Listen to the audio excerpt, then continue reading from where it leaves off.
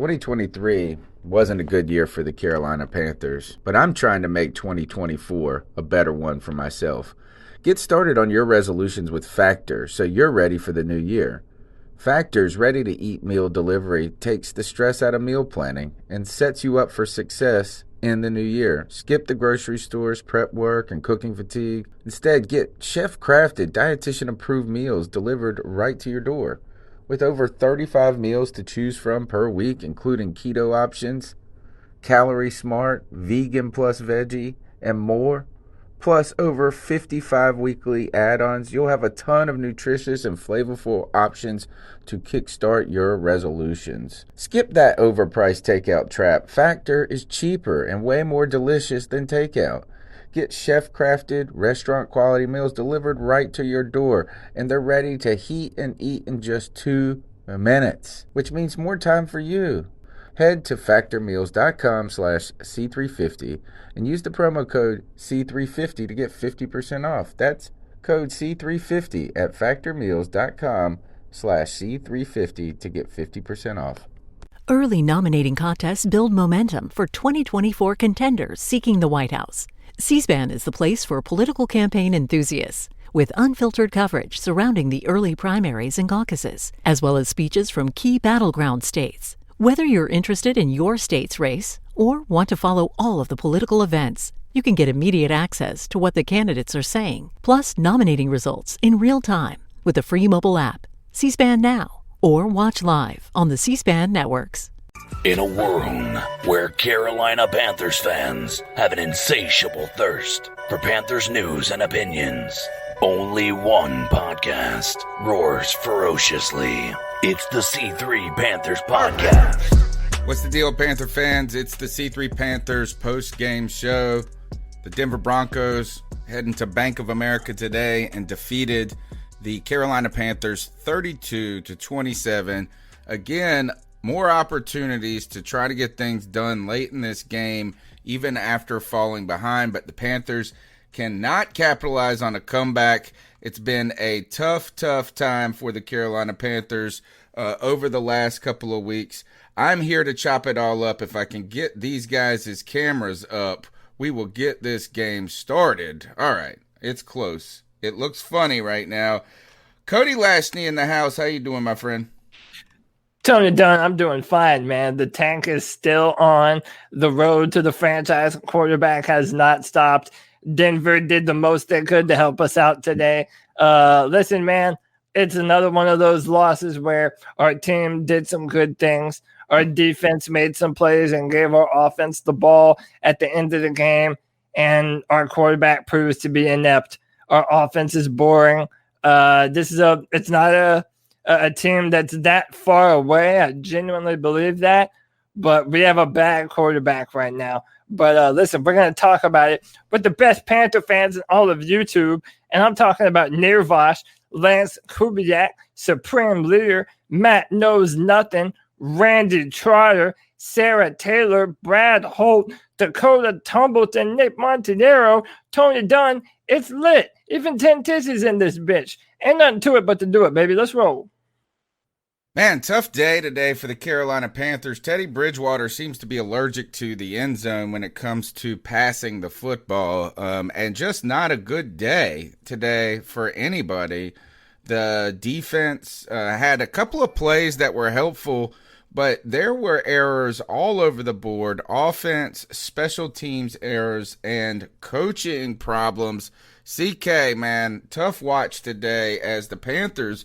Really, this is a game that you're circling on the schedule as one of the ones that they can and should win. Yeah. At the beginning of the year, quite honestly, we've lost too many games we should have won. And what I'll say too, I want to go back and I want anybody who is a Teddy stan to circle a game where Teddy went and had a game-winning drive, because 7 games this year he had an opportunity to go down and have a game-winning drive. Let's forget about what happened in the first half with Teddy not existing whatsoever beyond the sticks, right? It just didn't happen. You go back and look at his every play he has. He passed short left, pass short right, pass short left, pass short right. It's just very It's frustrating. I'm just here to say, and there are multiple failures today, right? The biggest one, in my opinion, is a quarterback that is hot garbage, and that's about it. The defense didn't do him any favors today, making Drew Lock look great today. 4 passing touchdowns for Drew Lock, 21 of 27, 280 yards. The Panthers secondary is in shambles, and penalties were a problem, extending these drives. The minivan man is not doing too well. In fact, if you we have to talk about this. Did you hear what they said about his minivan on the broadcast? He doesn't want to be recognized. Bro, you ain't no fucking superstar, bro. No one's recognizing your ass around Charlotte. Straight up. You don't want to be recognized? Bro, that's the creepiest fucking answer for owning a minivan I've ever seen ever heard in my fucking life, bro. Dude, that shit had me rolling, dude. No one recognizes him. Come on, dude. Nick Montiero with the super chat. We appreciate it, Nick. $4.99 love bomb in the chat room. He says, Mr. Minivan does to the Panthers what his name says. 2 in the front, 5 in the rear of the Panthers behind. Ouch. Teddy Bridgewater does ride in a minivan, and I just assume that because he can't be a serial killer on the field, he's got to be one off the field. That's what you do. Hold your children tight when Teddy Bridgewater drives past. This is what I just clicked over on the Insights tab of the into the on NFL.com on our game, and this is the first one. It says losing streak continues. Teddy Bridgewater has lost 7 straight games, second longest single season streak in Carolina. We're on a skid right now. PJ did come in and help us get a win. Been here a year. Yeah, not a record that you want to have. All right, so where should we start? Oh, don't forget, smash the thumbs up button. This is what happens when you smash the thumbs up button so hard, folks. Over and over. Broke my thumb this week smashing the thumbs up button. So I don't need you to break your thumb, but just hit this, give us a little love. Share the link with a friend. Tell a friend about the podcast. Mention us on Twitter, @cat_chronicles, and be a part of the show. Calling in at the number 252-228-5098. That's 252-228-5098. Where should we start? I feel like starting with Teddy Bridgewater is getting too easy. Yeah. Honestly, I was going to tell you when we started, I'm like, can we just say Teddy Bridgewater is who we thought he was, and he continues to be that? He hasn't shown us anything exceptional. All right, now let's talk about what else is happening with the team. Yeah, I mean, that I really feel like he's just doing the same thing each and every week, right? Is that anytime? But doesn't it also bear repeating that he still put up the same kind of performance, and Denver's top 3 cornerbacks were out? Like, even a bad football team doesn't have their best players, and we're still not able to take advantage of that. Like, now, I feel like what we've said the past few weeks is starting to become even more true. Now we are looking at Teddy Bridgewater regressing even further. And then at the end of the game, he makes a few runs, and then everyone wants to be like, oh, give Teddy his credit. Dude, what fucking credit, man? We have seen this show before. It ends the same way. Our defense, for as bad as they are, man, they keep us in the football game. At the end of the game, our defense comes up and gets sacks, and even special teams made plays at the end. Dude, we're watching the same show on repeat over and over and over. I understand wanting us to say different shit, but it's kind of hard to. Here's the problem I have too. Our only legitimate touchdown drive came within 3 minutes of the final quarter. Our only legitimate touchdown drive came within 3 minutes of the final quarter. That's a problem. You could sit there and say, oh, well, no, they had a quarter, touchdown. Nope, that was a fumble recovery that we took back to the 3-yard line. And then Mike Davis ran that in. Teddy had nothing to do with it. Quite honestly, he almost threw a pick in that instance, right? And then you go fast forward to that play when we did drive down 28 yards. I would say I'd be interested to see the ratio of yards. What are the ratio of yards after catch to yards, that air yards? We lead the league, man. I was my buddy told me this is that, and after today, I believe Robbie Anderson crept into the top 10, but he hosts sports trivia at a local bar, and one of the questions that he said it turned out being a tough question. A lot of people were guessing Robbie Anderson, and that is, we have a player who's top 10 in the league in yards, and they narrow it down. He gives them yes, no questions, 20 questions. And so you could say, is it in this division? Is it in, you're narrowing it down. And he said a lot of people guessed Robbie Anderson. And he said it was a tough question because Robbie Anderson was number 11 and DJ Moore was number 9. Right? It's crazy to think we have a receiving tandem right now that it leads the league ultimately, 2 top 10 players in reception yards. But we continue to have problems. We're just allergic to the end zone when it comes to our offense. And you got to wonder, are these only yards after the catch? Is Teddy Bridgewater compiling yards late in the game? Is that why these receivers are so prolific? And it's pretty clear is we throw 5-yard drags and slants, and these guys get 8. They get 10, a lot. And even to the point where on 4th and 8, our go-to play was a 5-yard route. And the hope was really is that, we got fast enough players that generally we can make a little something out of this. And it didn't work out with a great tackle.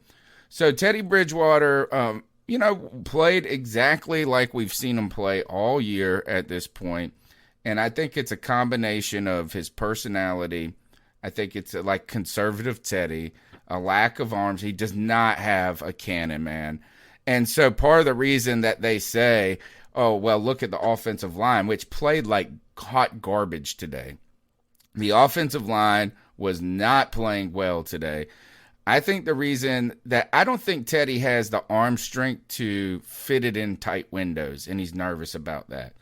And he has negative arm talent. Yeah. Even from the near hash, throwing to the sideline, there is no zip to the football. A lot of people think arm talent is throwing the football deep down the field. It's not that at all. It's being able to throw and drive the football into a tight space, even when you have a defender breaking on the football. I mean, those are arm talent plays. And when it's time to move the football, those are so important because it makes 1st and 10, 2nd and 3. And then you can do whatever the hell you want. You want to run the football? Fine. You want to take a shot downfield? Fine. If you don't convert, it's 3rd and 3. Teddy Bridgewater doesn't have that. And a lot of people say that arm talent isn't important. A lot of quarterbacks know how to work around not having arm talent. But, dude, especially in today's NFL, you have to have a quarterback that can make the big-time throws. It matters for moments when you're trying to drive and put points on the board while there's still time left in the football game. It matters, it matters, it matters. And anyone telling you that it doesn't matter is out of their fucking gourd. Greg's here. Greg coming into the C3 Panthers podcast. Hot. How you doing, Greg? I'm doing all right, man. A little bit angry about what's going on with the Panthers, but it's been going on, the whole year. And my webcam here trying to get it set up. But yeah, dude, I'm ready to talk about what happened because I was just about to send you guys a text message about how great the fourth quarter was going to be and how I was proud of what was happening. And then things happened. So I'm ready to talk about football. Greg, I'm telling you, every time you message, this is Teddy's shot. I think it's just bad luck for Teddy. Yeah, I really do. Scoot to your right like 3 inches. All right. So one of the things, though, is that I think what we learned today is what we kind of knew all along, And I think we're starting to get to this point. 7 straight losses with Teddy as quarterback right here. Guys, when I looked at this team and when I've seen the way we've lost in these 7 games, I don't feel that we're just a couple of pieces away and we can win with Teddy. That's the thing, is that I don't feel like and no, are we missing Christian McCaffrey? Does that hurt? Yes. Is the offensive line, does it need a lot of padding and an overhaul? Yes. But I don't know if out of those 7 games, if our offensive line was that much better, if we would be that much different.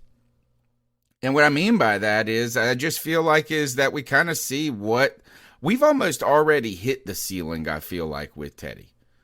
Mm-hmm. And that's a scary part to me, is that, and I don't think we've seen anything as the season's progressed to undermine our thought that we should not be moving forward with him, right? Like, even for the people who said, oh, you're being too hard on him, this and that, I'm trying to sit here right now and say, have I seen anything from him that makes me confident in the least bit that we could be better next year with him at the helm? And I don't really think so.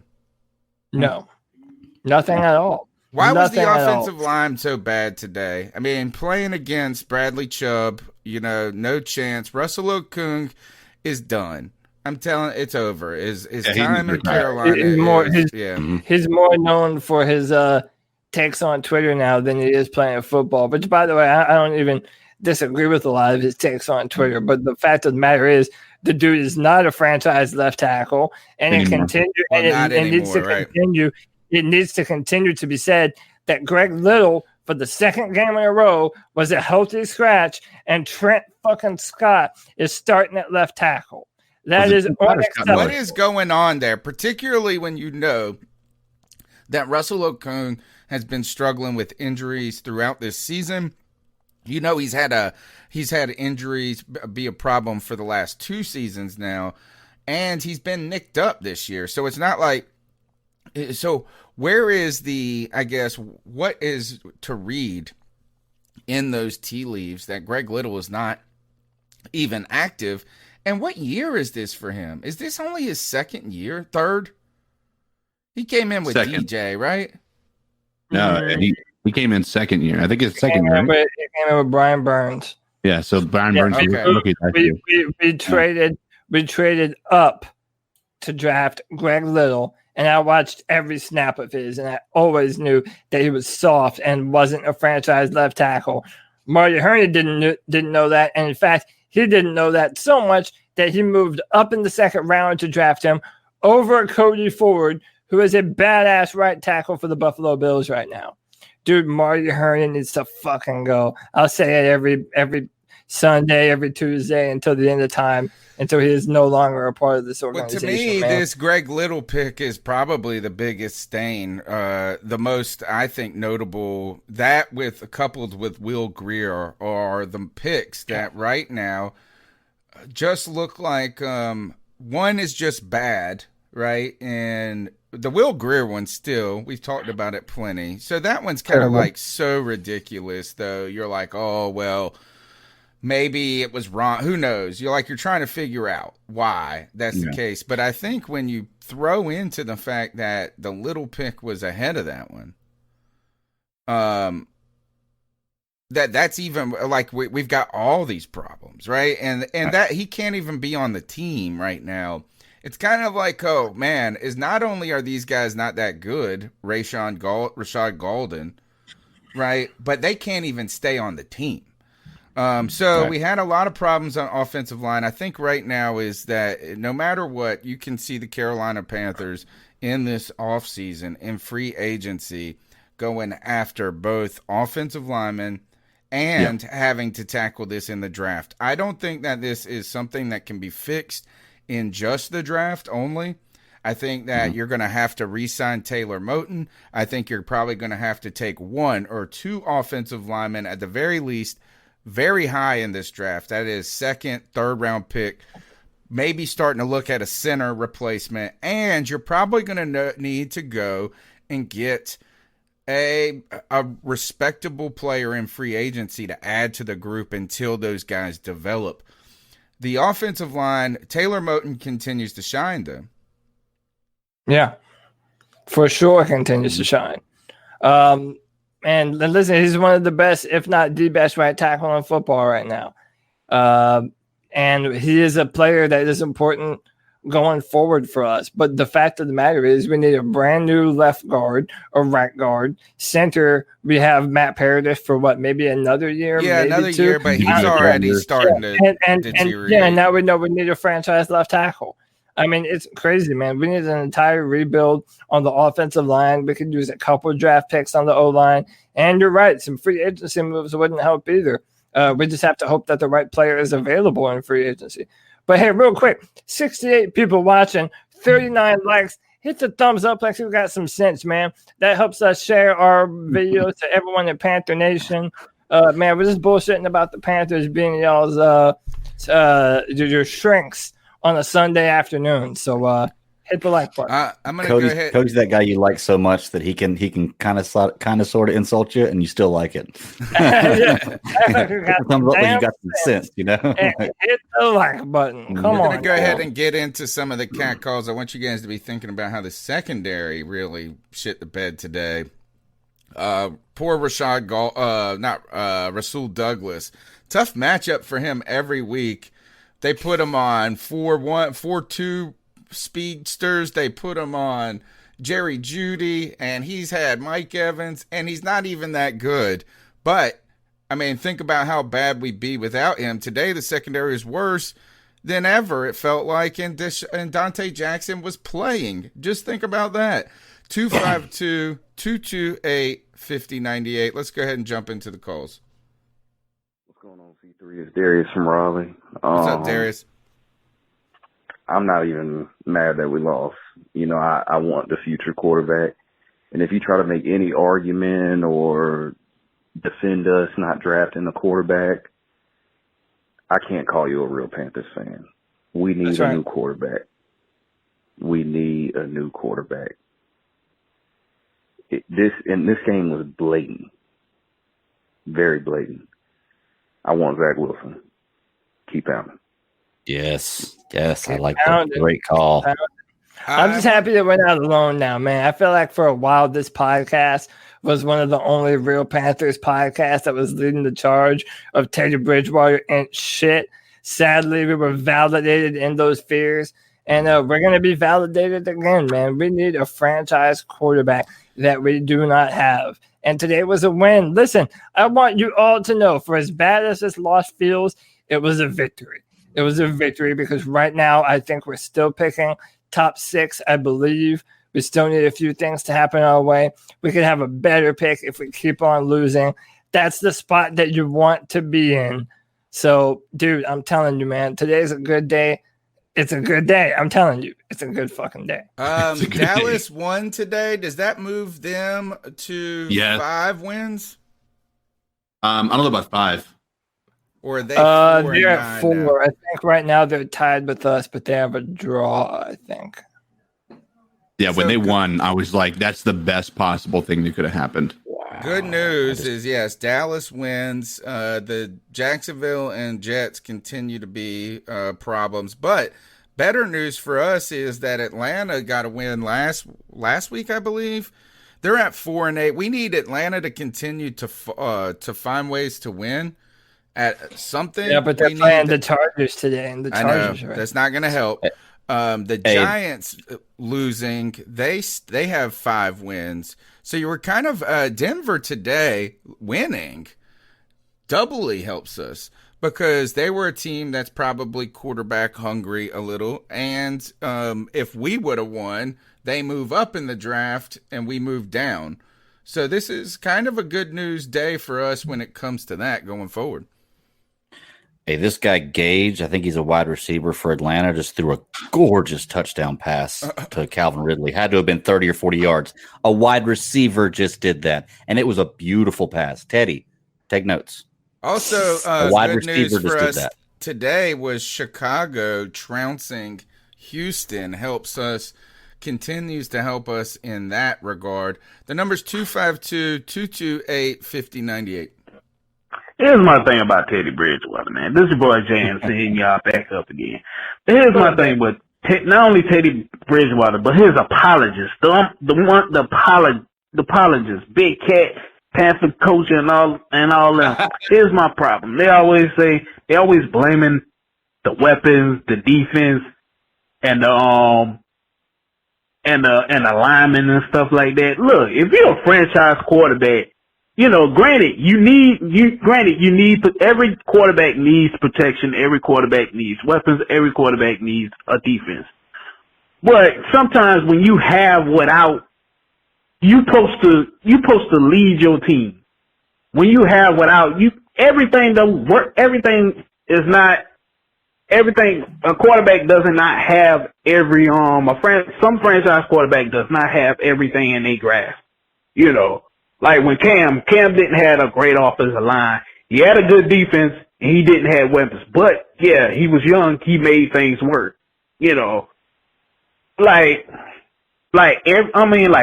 everything got to be, fitted for Teddy because Perfect. they saw something in New Orleans.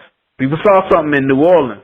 But understand that New Orleans had weapons, they had a defense, and they had alignment. People did not realize that it wasn't going to work here because he didn't have that good of an offensive line. He wasn't going to have defense, so he was not going to be the same he was in New Orleans. I'm just saying. All right, y'all. Well, in some way, you're right, is that we're a different team than New Orleans was because New Orleans was arguably they've been one of the most complete teams for the last 3 years now. And interesting, though, even with that, they've had limitations in their own offense, right? I mean, there has been a sort of ceiling to how explosive their offense can be. And I got to tell you this, is that I think it shows that the reason that they haven't been able to advance deep in the playoffs is because they've had an elite defense and a pretty good offense, but not a great one. And when Teddy was in there, and maybe you guys can disagree with me on that, but I don't feel like this is the Saints offense of 2009 where Drew Brees is throwing like 50 touchdowns or whatever it is. It's a little bit different. It's a little out. It's a lot of underneath stuff. It's very Carolina-esque in a lot of ways, but they tend to get more touchdowns than we do. And I'd like to remind, too, that Teddy, while he was involved in winning games in New Orleans last year, had one game where he was the engineer of it. The other ones, man, he threw like 12 times in one game. They won like 12-8 or something one game. I mean, it wasn't like even with a great team, he was still just okay. What we saw here is that, right, the Carolina Panthers offensive line is not fantastic, but this is not, I think the problem I have with Teddy, guys, is that it's okay. All right, the pocket breaks down, he scrambles, it's a good play. The pocket breaks down, he gets sacked. All right, you can say, well, the offensive line really stinks. They're losing their matchups. But when the offensive line does hold up, nothing ever good comes out. Never. And where is the upside, right? I've been very big on this too. There has never been any evidence that Teddy Bridgewater is a franchise quarterback. I said this too, even when he was with the Saints. Like, we do not have the roster that the Saints have. We don't have their offensive line, and we don't have the defense that can make up for Teddy Bridgewater's inaccuracies. Now everyone's seeing Teddy Bridgewater for who he actually is once you put him on a lesser football team that expects him to carry the load. I maintain that our offense is only similar to the Saints because we don't have a quarterback that can throw the football down the field. This was not a problem for LSU when they won the national championship. It was not a problem for them. Well, and maybe we could even say that about the Saints offense is maybe the reason their offense looks like the way it does is because they don't really have a quarterback that can throw down the field. But now they do.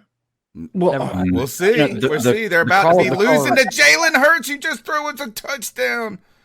Alshon Jeffrey. I'm cheering for the Eagles today, homie.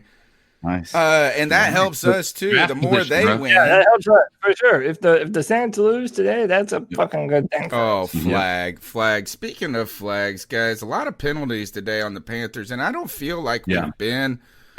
Maybe we have been a heavily penalized team this year. I'm not sure. I felt like they said we had a lot of penalties, and Denver didn't have a lot of penalties throughout the year. But today, I guess we have. On defense, we've had Derek Brown, who has been a penalty machine all year.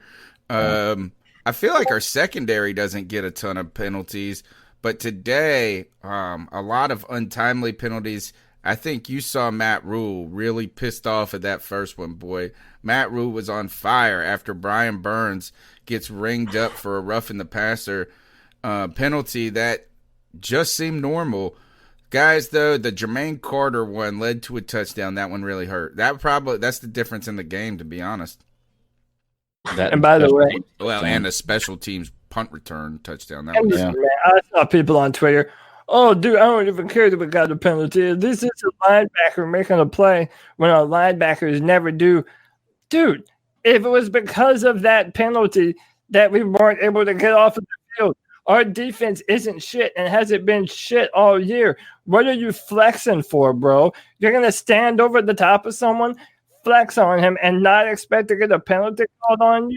That was bullshit, man. It's a stupid penalty too, but I get totally what you're saying. The rules aren't about to change. That's what the rules are. If you stand above a man and flex on him, then you're a dumbass and you deserve the penalty. It does. I know he's caught up in the moment, and it was he's a guy that's fighting for time, and he's been playing all right. Mm-hmm. It's just inexcusable. That's the thing, is it is a dumb penalty. It's an unnecessary one. It's one that you could say, look, is some penalties you can recover from, but they were on the doorstep. You stopped them. You're going to hold them to a field goal at that point, which was not guaranteed given the way the kicker had been kicking those extra points. Mm-hmm. Or maybe it was even a fourth down, to be honest. I can't remember if it was third or fourth down, but you're right. It's a penalty. How about this? That's not going to ingratiate you to coaching staff. No. Right. No, and they scored the touchdown because of Jermaine Carter. Yeah. It wasn't like Burns's Burns's penalty where you are trying to make a play and you're just making a play, right? Did what you were supposed to do. Burns rolled to his side. If you watch that play, Brian Burns didn't land directly on top of Drew Lock. He turned and landed on his left fucking shoulder, bro. Brian Burns did what he was supposed to do. Jermaine Carter gave the Broncos offense a touchdown. Yeah. What good things did you guys see today? I actually saw some good things. I know the defense didn't look great and we gave up some big plays, but I think we're getting better against the run, man. Bro, I'm not going to be on this hill all the time. I'm sure there's going to be a bad game. I still have yet to see a play where Chin doesn't make a good play. Yeah, he's every game he's involved. Dude, like even the tackles he makes, he does not miss tackles. Like, and if he does, it's so rare. It's not even something that I recognize. Like I was watching him take down these running backs who in open field one-on-one, he's able to wrap up their legs and get them down. I just was thinking, my mind was blown at how well he was doing at just tackling. And then you have the extra stuff on top of it, the pressures, the sacks, the, tackle, the really important tackles. I mean, it's just, and obviously the fumble. Dude, man, I'm having a hard time telling you who else could be a better recipient of this defensive player of the year. Honestly, or defensive player of the year. He was getting love in the broadcast. He was getting love in the broadcast from the color commentator. What was his name again? He was a former wide receiver. I can't remember. I thought too, but he was very confident in his history. Yeah, the entire time he was talking about how he would do if he was in this game. Yeah, he's a Hall of Famer, so and I should know his name. The other thing that was, I think, the unsung hero, the guy that does the same thing you're saying about Chin, like we've yet to see a game where he doesn't make a big splash play, is Brian Burns. Brian Burns was the one that sack that Jeremy Chin got was caused because of the disruption that Brian Burns. And you want to talk about the bend and the getting skinny that Cody talks about. I saw him get skinny going inside this time. Yep. He's a force, man, and he's been playing really well. I think that you look at a team where you got the Denver Broncos who have had, just problems at quarterback for years. We were able to take away the run from them. And let me see how much they rushed the ball. I did not feel like they were rushing the ball effectively. Melvin Gordon had 68 yards. Philip Lindsay had 24 yards. And I want to say Melvin Gordon had a big chunk run. That's why he got some of those.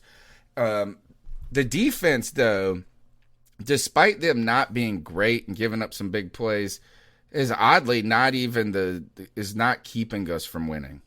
They're actually putting us in a position to win. What about that kick, guys, by Sly, where he? Oh, beautiful, bro! Yeah, that thing. Perfect. We almost got the ball. Mm-hmm. I mean, you that was exactly what you want to do in that situation. I think if you do that 100 times, you maybe hit that 10 times. Maybe. In that position, I thought it was. I think it goes out of bounds 10 times. Perfect. Yeah. There was a lot of luck involved with it because you're right. If it goes out of bounds, you just gave the ball, Super Bowl all over again. Yeah. Yeah. All right. The number's 252-228-5098.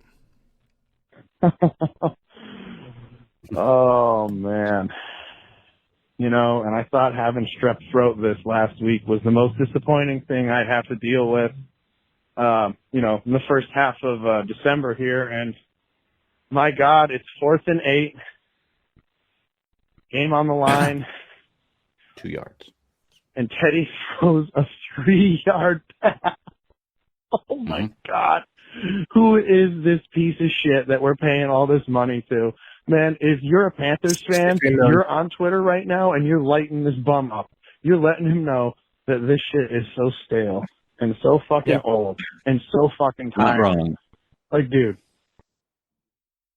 That is low-level fucking play. Mm-hmm. Like, this is not championship caliber football, and it's never going to be with Batman under center. He's an embarrassment to the Carolinas and Panther fandom as a whole. And if you're supporting him, I'm sorry, but you look like nothing short of and I don't use this term lightly, fucking retard. He's that bad. Oh, well, he had that one drive. Dude, great quarterbacks don't have one good drive a game. They have a bunch of them. Mm-hmm. Well, we're out of the great quarterback conversation. Don't worry about that. No timeout. We're talking about even decent. You know what they do? They look at that, they nod their head yes, and they go out and they win the fucking game. Yep. The man has no dog in him. None. He has no fight in him. None. He never has. Nope. And he never will. So y'all can stop pretending that he's some kind of fucking answer to some prayer. I mean, I don't know who's praying for an abomination like that to befall them. But, man, it has befallen all of us. So whoever's praying for this shit can knock it off because I'm about over it. For real. Yeah. I mean, I'm not saying I want this team to win a bunch of games at this point, but I wanted to see effort. And I saw that out of the defense. I mean, I saw the risk-reward especially after getting punched in the mouth a couple of times. It is what it is, and we gave up a few too many, but, like, we went 3 and out, the first 3 drives we had the ball? Yeah. Yeah, the moral of the story seemed to be, well, if Mike Davis can't carry us down the field, or if I can't find Robbie Anderson, then, it's just not going to happen. Yeah. It's the same weekly sad state of fucking affairs. And I urge you all, get on Twitter and get on Teddy's case. Let this man know that Panther Nation thinks he fucking sucks. Because he does. He deserves to know it. Josh from Mass, out. 14 touchdowns. 14 passing touchdowns in 11 games for Teddy Bridgewater. The stats are low, man. 2,800 yards. I guess the yards are high. That's where in the passing percentage. The argument people have is his yards and his completion percentage. But the yards are going down, y'all. I mean, Yeah, they what are. would you say, 2,800? It looks like he's going to finish the season with maybe like 3,500. That's okay, but that's not great.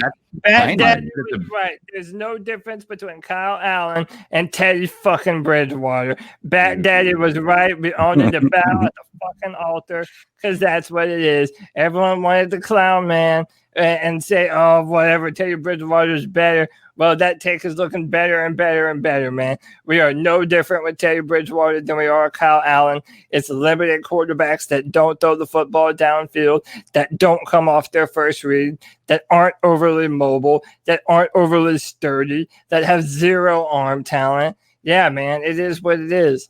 Mm-hmm. And I want to ask, too, this goes back to the caller right before Josh from Math. He brought up the point of Bridgewater working in the New Orleans system because he had the weapons and everything else. The fact that the coaching staff, the scout team, everybody else doesn't recognize that, don't we have to give some fault to them, to Rule and Brady, and say, okay, you guys didn't recognize that it wasn't going to work in the system the same way? Like, I mean, I feel like I always want to give a lot of blame to Teddy Bridgewater, but you guys know my position with the coaching staff too. So I think that. And here, there's a couple ways of looking at this, right? Is that we could say that this coaching staff blew it, that Joe Brady blew it by thinking that he could do more with Teddy than he could, right? And that they're kind of eating their words. That's one way of looking at it. Another way of looking at it, though, could be that Teddy is well-versed enough in the offensive system to where Joe Brady could get his sea legs with him a little bit in the NFL, and it would be just good enough for him to get better as a coach and an offensive coordinator, but not good enough to win. And maybe, now here is the thing. Did you guys listen to, who was it that sent us on Twitter? Someone sent us the link to the one-day contract. Yeah, that was actually a good listen. Yeah, and Colin, he used to be on WFNZ back in the day. He's a great. He always has cool discussions. But in this discussion, he said that he believes that he sees evidence that this coaching staff is actually losing on purpose. What did he say? What did he call it? I can't remember. What was the? He said, "Are politely tanking, gracefully." Yeah. No, not gracefully tanking. It was gracefully. One was artistically tanking or something. Yeah. One was politely or gracefully letting games slip away. Yeah. That's I what he don't was really saying. agree with it. Is that I didn't agree with the take necessarily from what is the idea. Who's like, look, we didn't run the ball at all when we had a chance. He would give these examples. But one thing that was funny to me was politely tanking or whatever really means giving the ball to Teddy Bridgewater at the end of the game. Yeah, and he was like, well, this is what we're trying to do. To add on to that, credit to Dakota Tumbleton for tagging me on Twitter.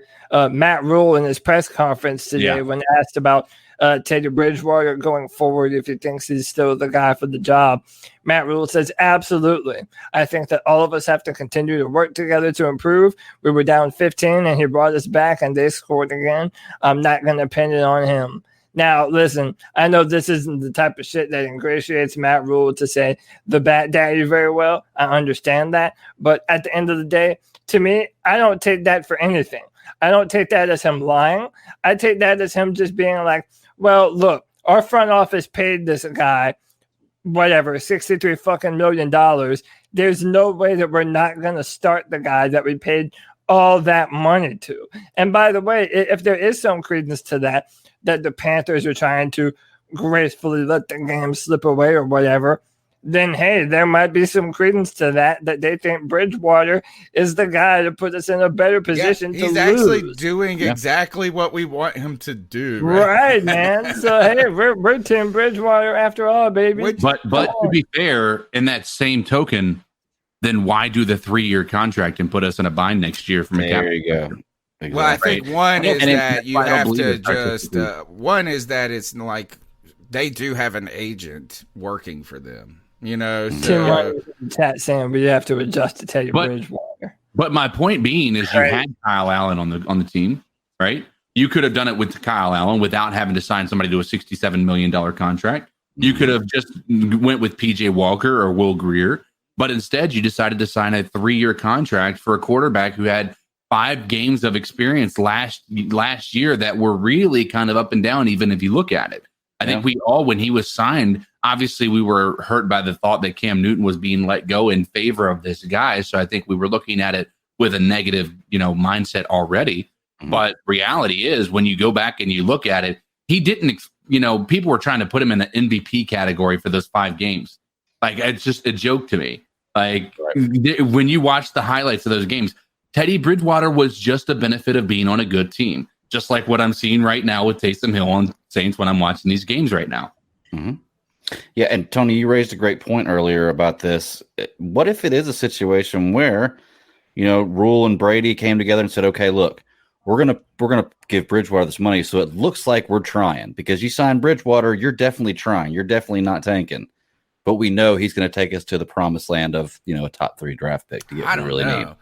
It's kind of I'm arguing this year, but we have to. I think Teddy's like, and I was going to ask you guys this: is Joe Brady's stock going up or down right It's not now? going up. What's it going up based off of? Okay. And if that's the case, is the biggest mistake by Joe Brady so far Teddy Bridgewater? Cody, your thoughts on this? Teddy delay a game today. Teddy just, man, I don't know. I want to know what people think the best case scenario with Teddy Bridgewater is. Like, I'm asking you guys this, is that if we're looking at the New Orleans Saints with a top defense, great weapons on offense, and a Hall of Fame, and a Hall of Fame quarterback, and right now their ceiling for the last 2 years has been one and done in the playoffs pretty much, or whatever it is. They just have not had the oomph to keep up with the top team that year. Right? I mean, like, is whoever, if it's Kansas City, if it's LA and the Patriots, they have not been the best team in the league. And even though they have a 10-2 record, does anybody really want to say that they should be favored to win the Super Bowl?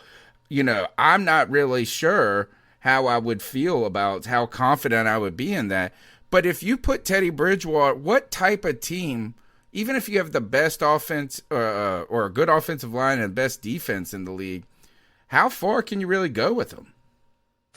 The San Francisco last year, I'll say it until I'm blue in the face, that is the best that you could ever hope for. And even still, you're hoping that it puts you over the edge with a legendary defense like a Baltimore Ravens defense when they won with Trent Dilfer or Joe Flacco, or, when the Broncos won with the geriatric Peyton Manning, who also couldn't go 15 yards. Yeah, man. Like, listen, those teams never repeat for a reason.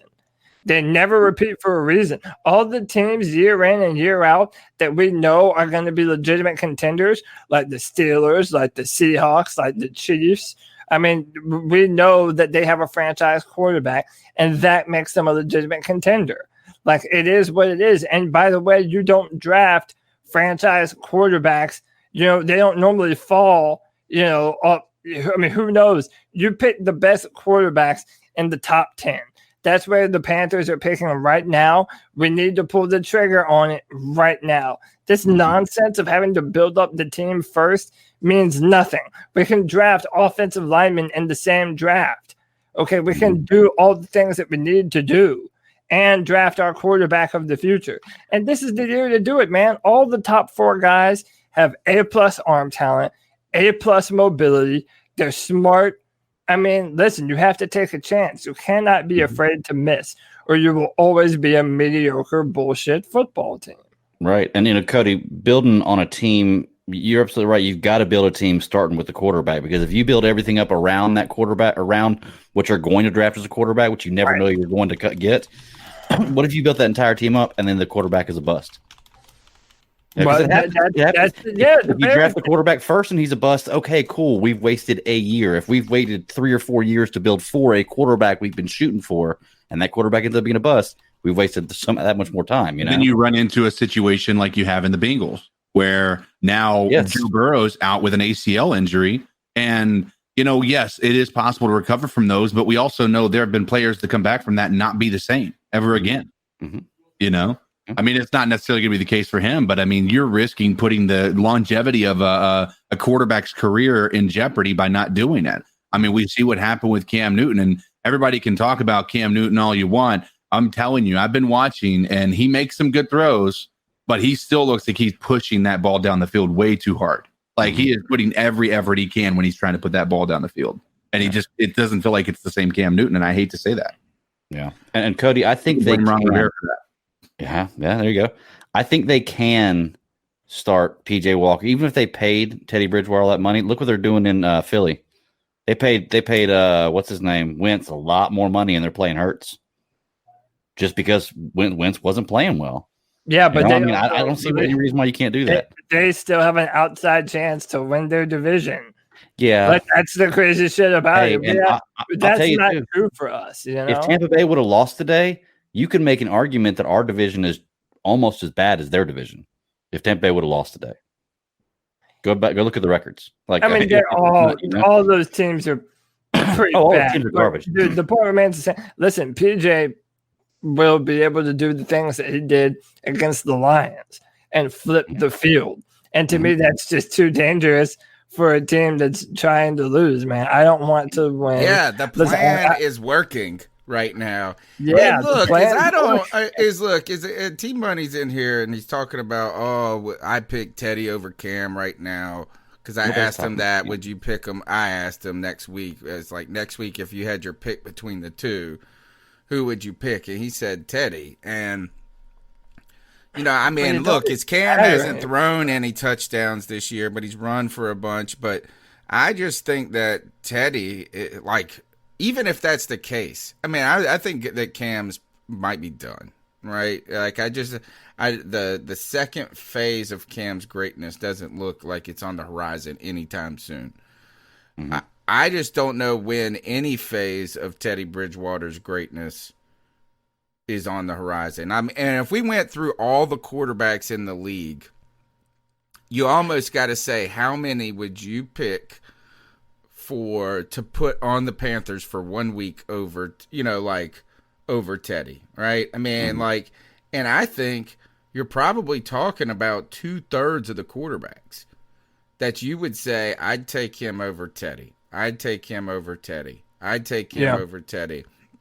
And I'm trying to think of, and you're talking about dumpster teams right now that you wouldn't say that. I'll make an even more controversial statement. I would take Alex Smith over Teddy. Yeah, sure, dude. Yeah, they're getting it done right now. I agree. I think he is black Alex Smith, but maybe not even as good. Teddy Bridgewater has look, man. He hasn't won a game for us in his last 7 starts. He hasn't won 3 in a row. But he won 3 in a row, Tony, and he throws 75% and goes 13 completions in a row. It's so stupid that people are still exactly. The problem is doing it. I'm telling you guys, you cannot point out a single game this year where he has went on a game-winning drive and won. You can't, because he is not a clutch quarterback. You can say that he got him in range with Joey Sly with 2 weeks ago with the Vikings. The problem with that mindset is those guys are all playing prevent defense in those situations too. Yes, even today, you want to sit there and credit him for 120 yards that were in a prevent defense type of a situation. You were begging him to throw down the field in the easiest of windows, biggest of throwing lanes. And can we talk about how much better are even Mike Davis making it to the sideline? Like these guys were getting yards after the catch. And it makes Teddy look so much better. you could sit there and go to the first quarter, and when people weren't getting yards after the catch, guess what? Teddy's numbers were absolutely garbage. Garbage. 6 for 6. But he was 100%. I kept on saying from the get-go, I was keeping track with Twitter. I was like, 100% completion rate, 0 yards. 100% completion rate, 4 yards. 100% completion rate, 20 yards, but 15 of those were after the catch. You know, it's frustrating, man. Hey, how about this, man? I want to stay on this. Our offensive coordinator and defensive coordinator are limited in what they're able to do. And I want to jump back to the defense for just a second, because you saw every time that Phil Snow did what Panther fans wanted to and got aggressive, you saw what happened. Drew Lock burned us every time, him and Jerry Jeudy. I mean, listen, our offensive coordinator and our defensive coordinator are limited by the guys they have on the roster. A lot of our guys in the defensive backfield will just completely miss their assignments and just have a guy be wide open, or a guy will get juked out of his shoes and not be able to recover in time. Like, our defensive backfield still needs work. So that's why I've been telling everyone, you have to pump the brakes on Phil Snow. It's the first year for everyone, for Matt Rule, for Phil Snow, for Joe Brady, for everyone. This thing needs some time to cook. It needs more pieces. We do not have the prerequisite ingredients right now to build a contender, and yet we're still, tied in the NFL for the most, 7 games where we've won by 1 score or less. I mean, come on, man. Like, I like we're that. not. Look, I pulled up the starting. This is from before the season started, so but it's just a list of quarterbacks. Would you take if you had to start a player next week? Would you start Carson Wentz or would you start Teddy Bridgewater? Yeah, that's tough because I'm not trying to think Carson Wentz. He's pretty horrible right now. Wentz got benched, right? But we're talking about it's tough to pick between a guy who just got benched and Teddy Bridgewater. How about this? All right, so Dwayne Haskins, Alex Smith. Would you start Alex Smith or Teddy Bridgewater? Sure, Alex Smith. Okay. Alex Smith, but I wouldn't have said that at the beginning of the season. Right. Because I didn't know what because you want to talk about a dog of when a comeback injury. Alex Smith had a far more devastating injury than, or just, I mean, I think it was even worse because of the infection. By the way, can I just say that I'm not defending Carson Wentz either. I think he might be another Ryan Tannehill, a guy that leaves and gets out of the situation that he's in. Because, dude, as far from a physical perspective, a lot of times when you're talking about quarterback, you're drafting traits. And he has all the traits. He has the arm talent, the size, the mobility, but he's just playing like absolute dog shit. Yeah. So, I mean, he's having a bad season. So I'm not ready to say he's done as a football player, but he's not at his stock is not high. It's at all time. No, but it would not be hard to I wouldn't call you crazy for believing that Carson Wentz still has a brighter NFL future than Teddy Bridgewater. So would you do this trade? Would you trade Carson Wentz and take his contract straight up for Teddy Bridgewater and his contract? No. That way they could have a backup quarterback, somebody to train Jalen Hurts. No. And we get Carson Wentz for the Bears are going to need to go $60 million. I don't know. Right now is Carson Wentz ain't going to I don't even think he can command a second round pick right now, which is crazy because Josh Rosen went for a second. What a steal. So he'll be a Patriot next year? All right, let's keep going with how about this? Would you start offensive coordinator? Yeah. Here's another one. I think Teddy wins this battle. Mitchell Trubisky or Teddy Bridgewater. I've seen Mitchell Trubisky be able to manage a game better. I've seen Teddy being able to manage a game. I take Teddy Bridgewater over Mitchell Trubisky. I choose Dak. Yeah, I was going to say it's pretty close to being the same. Look at Mitch's stat line from today. Is it good? Yeah, today he had a good day. They had their best offensive game of the season though today. Yeah, but Teddy's stat line was good, except for we have 94 people watching and 54 thumbs up. hit the like button, man. We're sitting here bullshitting about the Panthers. You're having more fun watching this podcast than you did today watching the Broncos beat the shit out of us. Hit the like button. Share this show with other Panther fans. Fucking let's do it, baby. Come on. Tyrod Taylor or Teddy Bridgewater? Tyrod Taylor. Tyrod. Yeah. The same. They're kind of the same player. Yeah, but a little bit. I think Tyrod Taylor probably is a little bit. I think Tyrod has better legs than Teddy does. Oh yeah, Tyrod by like 0.5. Yeah, it's not much. Right. Okay, but still, we're in the bottom of quarterbacks.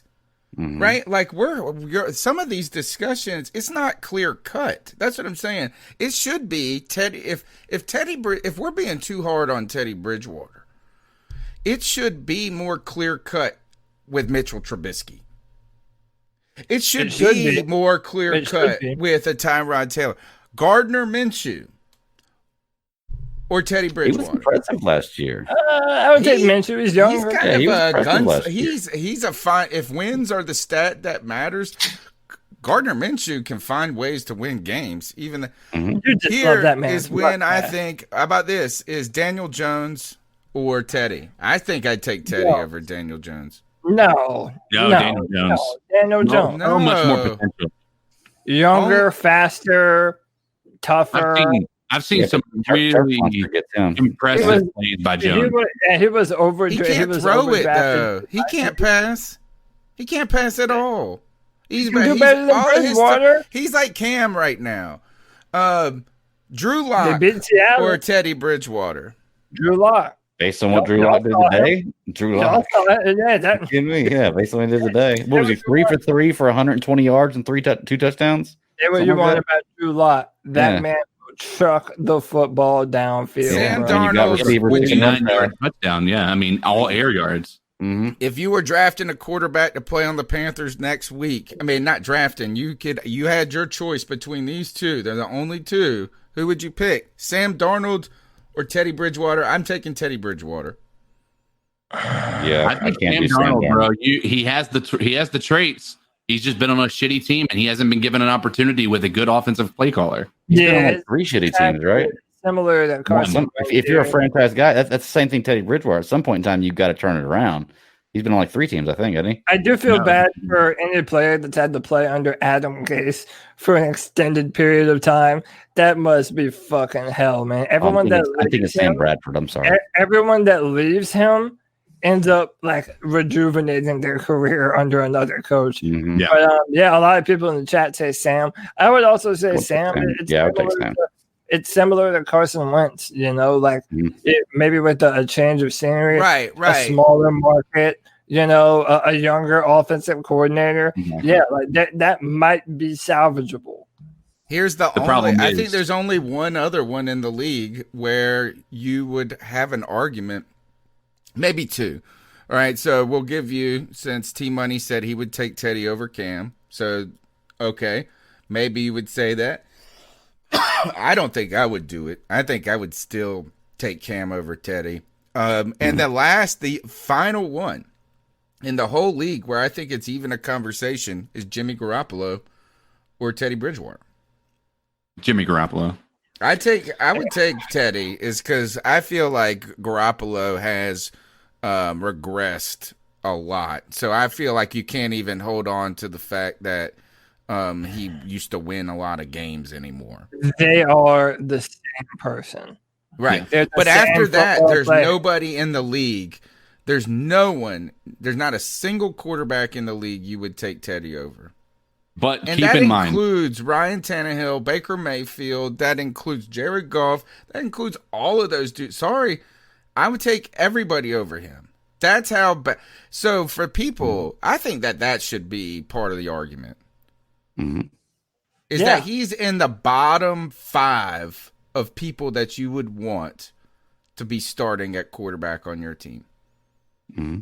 Yeah, man. And also, I would be interested, out of the top 10 quarterbacks that have been taken over the past 10 years, how many have actually been busts? Sam Darnold, you can maybe argue, Josh Rosen, but then we start moving to Josh Allen. About to argue Baker. Baker was about to be a bust. But Baker has still got the talent. Like, I mean, he's still pretty good. The Browns. The Browns are a testament to how important a head coach is. Yes. I mean, they've had a bunch of years of top picks from being terrible, and Kevin Stefanski is the real deal, and they're running the football, so they're not putting the ball in his hands, man. Yep. Josh Allen, so much. Listen, guys, Trevor Lawrence could bust. Justin Fields could bust. If any of these players go to the wrong place that doesn't, one, protect them, two, put a good play caller around them, three, put offensive weapons on the perimeter, all of these guys have bust potential.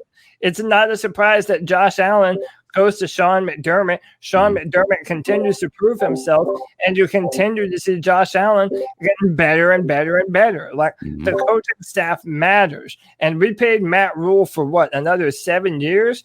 Like, that guy is supposed to be our constant and our team builder. That's why I'm more confident in us taking a quarterback. We have a position that isn't going to make a quarterback die as soon as they get here. Yeah, I mean, every player could be. I do agree with that. I think that's a strong argument you make, is let's not be handcuffed by fear. Right. And that. I do think, though, that you can, when you say you draft quarterback traits, Cody, is that that can be detrimental in its own right. I mean, sure. you can draft people that check boxes. Yeah, and they fail. I think Mitchell Trubisky, Blake Bortles. Blake Bortles is one of those. But if you're in a position and you have the opportunity, I don't think right now there could be an argument for picking a player over a quarterback if you're in the top 5. Right? Yeah. I mean, do we need a shutdown corner? Yes. So if we have the choice of getting the 5th best quarterback or the top corner, all right, let's talk corner. If we have the 6th best quarterback available in the draft or the 4th best, and you think it's kind of a reach and you got an opportunity to get the best left tackle, then do it. But if you have an opportunity to pick a guy you think could really be the dude, I think you got to do it. I think you got to do it. Is that because there's too many times, in many ways, you could just say that, there's just too many Denver Broncos quarterbacks out there. Is that they've been searching for it too, and really the Browns have been searching for it for 40 years or something like that. And I will say this too. I mean, I put a tweet up that said that Teddy Bridgewater was not the problem, but nor was he the solution early in the season. Mm-hmm. Teddy Bridgewater is by far the biggest problem on this team now. And T-Money, he comes in with a fair argument. He says, really, you don't think the corners are the biggest problem? That's wild. Guys, let's just put it into a microscope here. The Broncos had their 3rd string corners on the field today. We had our starters, right? And with a good quarterback, they were able to beat us. Mm-hmm. Corner is important. Quarterback is more important. And the problem with the corners argument is it's the entire secondary needs to be better. So it's not even just one. So even just adding a top corner is not going to make that unit all of a sudden the best unit in the league. Or top 5. Right now, we have problems everywhere. You need 2 corners and a safety. Yeah, that's what you need. That's the way you would change it. Even the best non-quarterback football player is probably Aaron Donald, right? That guy's a fucking game wrecker. He doesn't even count for 1 point in Vegas. So if he is or isn't on the field, he doesn't count for as much as a quarterback does. Quarterback is the most important position on the team. It's the most important position in the sport of football. If you don't have it, you don't have a shot. And it is what it is, man. I would take Aaron Donald over Teddy Bridgewater. I would take Aaron Donald over I just don't want us to pick a quarterback over Teddy Bridgewater. We don't want to pick a quarterback we don't believe in. That's my entire point of saying, like, is that if you have the shot to get a guy you really think could be the dude, kind of like we were interested in Justin Herbert last year. If I don't want us to be scared to pull that trigger. That's not what, but I also don't want us to be backed into the corner of picking a quarterback that we just for the sake of doing it. And look, the Eagles just went up, scored a big time touchdown. Oh my God. Miles Sanders with a big touchdown run. We'll see what Taysom Hill does when he's 17 points behind, guys, today. The number is 252-228-5098. By the way. What's that? He doesn't look good, by the way. Oh, and the other thing is that we can have the discussion about walking and chewing bubble gum or rolling and chewing bubble gum. This team needs a lot of help. Are you saying I can't walk? That's fucked up, bro. Wow. Are you saying, hey, the truth, right? Hey, man. My jump shot is fucking insane. My taekwondo kicks, bro, I'll take the hair right off your head. Come on, bro. But we need. I like that. I think that is a great point you make, Cody. All the time is by saying we need a quarterback doesn't mean that we don't believe we need an offensive line and corners in a secondary. Right. Yeah, we can have both of those things. We need both of those things. Yes. No matter who the quarterback is and how great they are, if they are on a shitty team, they can only do so much. Deshaun Watson. Yeah. Right? I feel so bad for Deshaun right now. He's getting his ass whooped, yo. The number's 252-228-5098. So, why the fuck, when we need 7 yards to keep the game alive, do we throw the ball short of the goddamn line of scrimmage? Not even short of the first down line, short of the line of scrimmage. Like, why? Like, I get, Teddy's the king of checkdowns, but I wasn't watching the game. I was listening to it on the radio because I was at work, but just from the way the announcers were talking about it, they said that there were options down the field. And we choose to throw it short of the line of scrimmage. I don't get it, man. We need to make a move on Teddy. He's trash. He's not the future. And, honestly, at this point, the season's kind of over. And I'm kind of with Cody on, being all in on just let's tank the rest of the year. Let's lose every game. I don't think we have at this point. It doesn't really matter. Yeah. But, yep. Hopefully we can keep moving in the right direction this offseason. As always, I appreciate what you guys do. And y'all have a good one. You're the man. Thanks for calling into the show. 252-228-5098. Yo, this is DJ in Raleigh. Yes. What's up, DJ? Ooh, child. I don't know. I do have to say, all in all, I'm going to talk about the defense first. They made a lot of mistakes today. A ton. But also, when it came clutch time, they also made some big plays. Mm-hmm. So it's kind of catch-22 with them. Teddy was inaccurate all game until late in the fourth quarter, until he finally realized Curtis Samuel existed. Yeah. And then on that last drive, to check down on 4th and 8 is inexcusable. Mm-hmm. I just get tired of saying it every week. We need a new quarterback. You just can't do that as an NFL quarterback. You cannot check down on 4th and 8 with the game on the line. You just can't do that. Truth.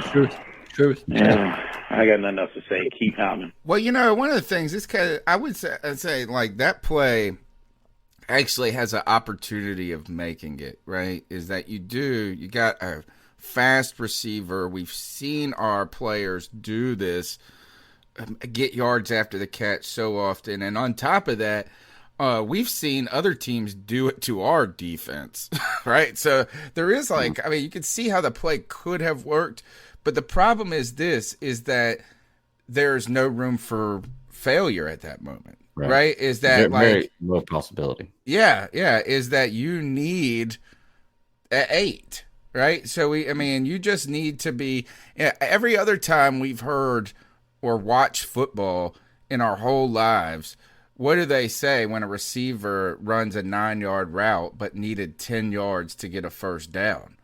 Mm-hmm. They're saying you got to be more aware. So I was going to ask you guys, do you think that this was the worst game called by Joe Brady all year? I still think that was last week or last 2 weeks ago. Yeah, and I don't think that play. I don't think passing to the drag route running across that was covered and underthrowing play was Brady's call. That may have been a route that was in the play, but I don't think it was his call. 1.2 seconds to get the ball out, underthrow the receiver to this covered man. But that's 7 yards short where you did get to. We know that Joe Brady's offense leaves those open receivers in the flat. We know that our offense is going to do that. Those kinds of plays are always going to be available. But if you know this, listen, make it a point to watch the routes our receivers are running, okay? We will send guys down the field. I've seen DJ Moore do it, Curtis Samuel, Robbie Anderson. I see them do it, okay? They run more than just those mesh concepts all the time. Our quarterback doesn't ever pull the trigger on those throws. So, again, man, it's like 6 of one, half a dozen of the other, man. If today was his worst game, it doesn't really matter because he's still limited in what this offense is going to be able to do because our quarterback isn't aggressive enough. Mm-hmm. So it's hard for me to say it in one other area too. Well, the one thing that stuck out to me was not that play, and I want to highlight some things in the conversation. T-Money says that Teddy said he saw a defensive line stunt, so he tried to get the ball out fast. Trill One reports that Rule said he doesn't know why Teddy threw that pass. And Tim Estes says that the route is meant to just pull coverage, not to probably be the guy number you throw one it receiver, to. yeah. I was actually thinking of this, and the reason I asked was it Joe Brady. I felt like it took a little bit of time for him to get into a rhythm of play calling today, right? And then we started to see they started running some of these reverses and doing some different things that I thought started to open things up. They were getting Robbie Anderson involved in some good ways. But I felt like when we got in the red zone, we would be like it would be like first and goal ultimately, but we would be 8 yards out, and we'd run the ball with like 2nd and 10, and I just didn't see a real opportunity for those plays to make a big difference.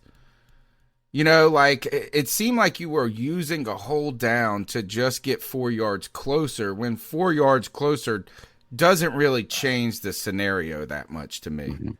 That's where I saw it. I just thought, man, there was a couple of times in the red zone, we were way far away, long down in distance, and I don't think you could have gotten a first down ultimately. I don't think that first down is a potential. Why are you running the ball there? And I think that shows probably a lot of limitations or implies some limitations. And maybe you're trying to keep them honest. I just didn't think it was really all that effective. In our chat room, Kieran Choi says on the play that Teddy Bridgewater took that sack, Curtis was wide open downfield. Screeching wide. Yeah, and that's the story of our offense this year, man. We have listen, Joe Brady is a good offensive coordinator, y'all. If you watch the film and you look at the route concepts, we have good receivers, we have a good play caller calling the plays. It's just there are more opportunities, dare I say, missed opportunities. Huh? See what I did there? That Teddy Bridgewater is just listen. We've been trying our best to move away from missed opportunities, man. Now we have the equivalent of Ron Rivera as a head coach, the most conservative person ever. Like, come on, dude. It's old, man. Like, we want to be able to come on here and talk about more than just Teddy Bridgewater. And, we do a good job of doing that too, but it's glaring to anyone watching that we are so limited in what we can do with this guy under center. Yeah, the part is that with Joe Brady, he called the deep balls. You can't force the quarterback to throw the ball while you're on the field. Like, you could say this is the primary receiver, but you could tell in that first half, Teddy was just afraid. So what ended up having to happen is Joe Brady has to adjust. You can't run a deep, post every time and hope that it works out in your favor, I think today was one of the first time, though, in the whole year where I said that the offensive line really played just horribly. Yeah. Right. They're going. So in the past, I feel like a lot of people have been like, this offensive line is so trash. It's so trash. And I'm like, man, that's not what I'm seeing when I'm watching the game. And it's just an eye test for me. Today, they were having big time problems too. And so you couple that is like, it was a recipe for disaster. A team. And you know what is that? You got a coach, Nick Fangio, who's a defensive coach. This is how they're supposed to win today, right? You should have kind of been expecting that. And I don't think that the defense, I'm not torn on the defense. I think, and was it the caller said, like, they gave us in good enough positions. They played well enough for us to win. And they're not supposed to be our strength. That's what I think is kind of interesting about this, is that am I trying to say this defense has been good this year? No. But they have not been as bad as probably they should be. They have given our offense a chance. I was thinking we should have played the defense on offense when we got the ball at the end. I was almost like, can we just try the defense back out there? We got a better chance of scoring. Yeah, man. I mean, really, our defense, they've done enough. They've done enough, man. I maintain we have taken good football teams to the limit. Now, bad football teams have also taken us to the limit and beaten us. But at the end of the day, when your defense is doing enough and giving you the ball back while you still have an opportunity to put points on the board and win, dude, it's on your offense and it's on your quarterback.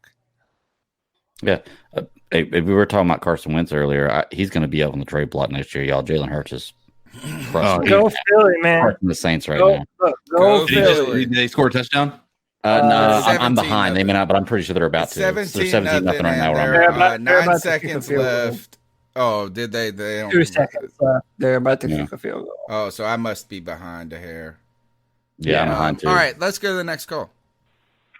What's going on, C3 Nation? It's your boy Jay Anderson hitting up. Oh, dang it. Yes. Hey, man. -5. Hey, man. I already seen like a lot of Teddy apologists already backing off on Teddy being the future. They're in hiding. Except for Panther coach, he's still hanging on. But, man, -5 got to go, man. You see he already doing this whole -5 ways with that delay of game in the red zone. Like, dude, man, I'm just enjoying this, man. Like, granted, I hate that the Panthers losing, but not. Like, man, we need to get away from -5, man, and go ahead and I think we should go ahead and fire the fire the GM, get rid of the GM, go ahead and pick another GM, Daniel Jeremiah or Rick Smith, or bring Dan Morgan back. Man, let's get Trey Lance or Zach Wilson, man. And move on, man. The defense had it bad, but man, come on, man. You playing different, man. Come on. Mr. Accurate quarterback Teddy Bridgewater, Mr. -5. What the hell was he? I like it. Oh, man. Yeah, I'm loving this, man. I hate it, but I'm loving this. All right, y'all. I love how it's become a joke with everybody now. Everybody's laughing about it. It's awesome. Yeah, I mean, really, like now the people defending Bridgewater, like, dude, you're on. That's a weird hill to die on, right there. I don't Let me think tell you. Well, we've been the people who were defending Bridgewater, which is fine, I guess. But what they always said is he's just decent. Like, so it wasn't even they were defending that he was good. It was just that he was defending that he wasn't terrible. Now the Mugs are gonna I guess you better be talking about that offensive line today. That's all you're gonna be talking about is that offensive line. If that's what you want, right? If you want to somehow try to hold on to Teddy, that's what you're going to have to do. The number's 252-228-5098. Hey, fellas, it's Jason calling from Colorado. Not a lot to talk about this as far as this game is concerned. It's been a couple weeks since I called, though, so I wanted to hit up on some of the general manager conversation.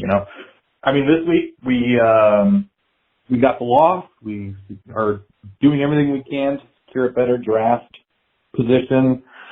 As far as the future of the team, that's great. I hate losing. Fuck the Broncos.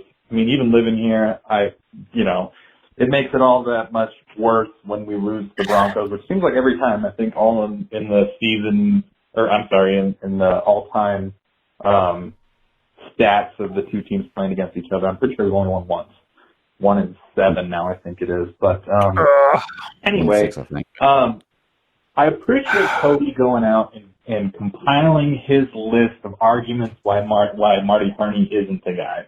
And every single one of those points that you brought up has furthered my position that Marty Hurney is a good general manager. But that being said, I love the candidates that Cody came up with.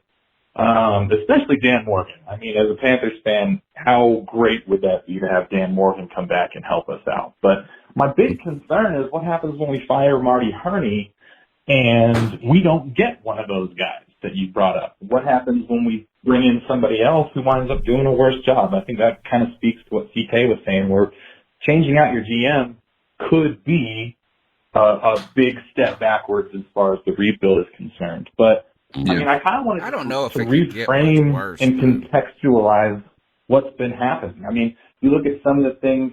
I'll pick a couple of things that Cody was talking about with Marty Hurney, and that's the contract.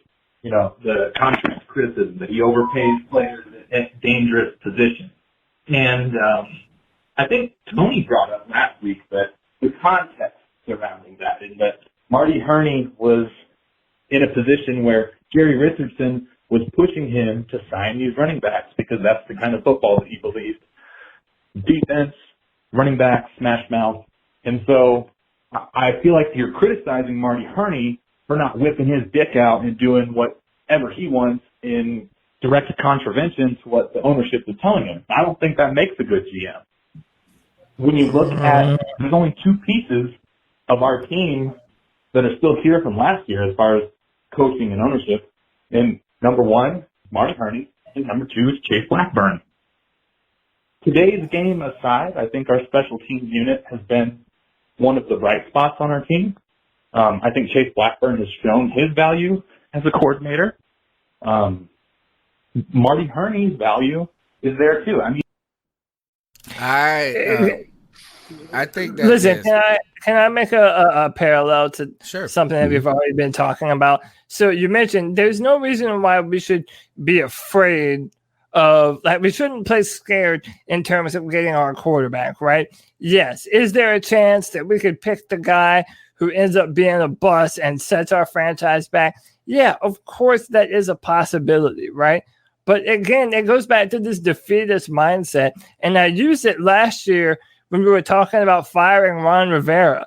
Like, all of the arguments in favor of either Marty or Ron are always like, well, we might not ever be able to do better than that, so we might as well just stick with what we have.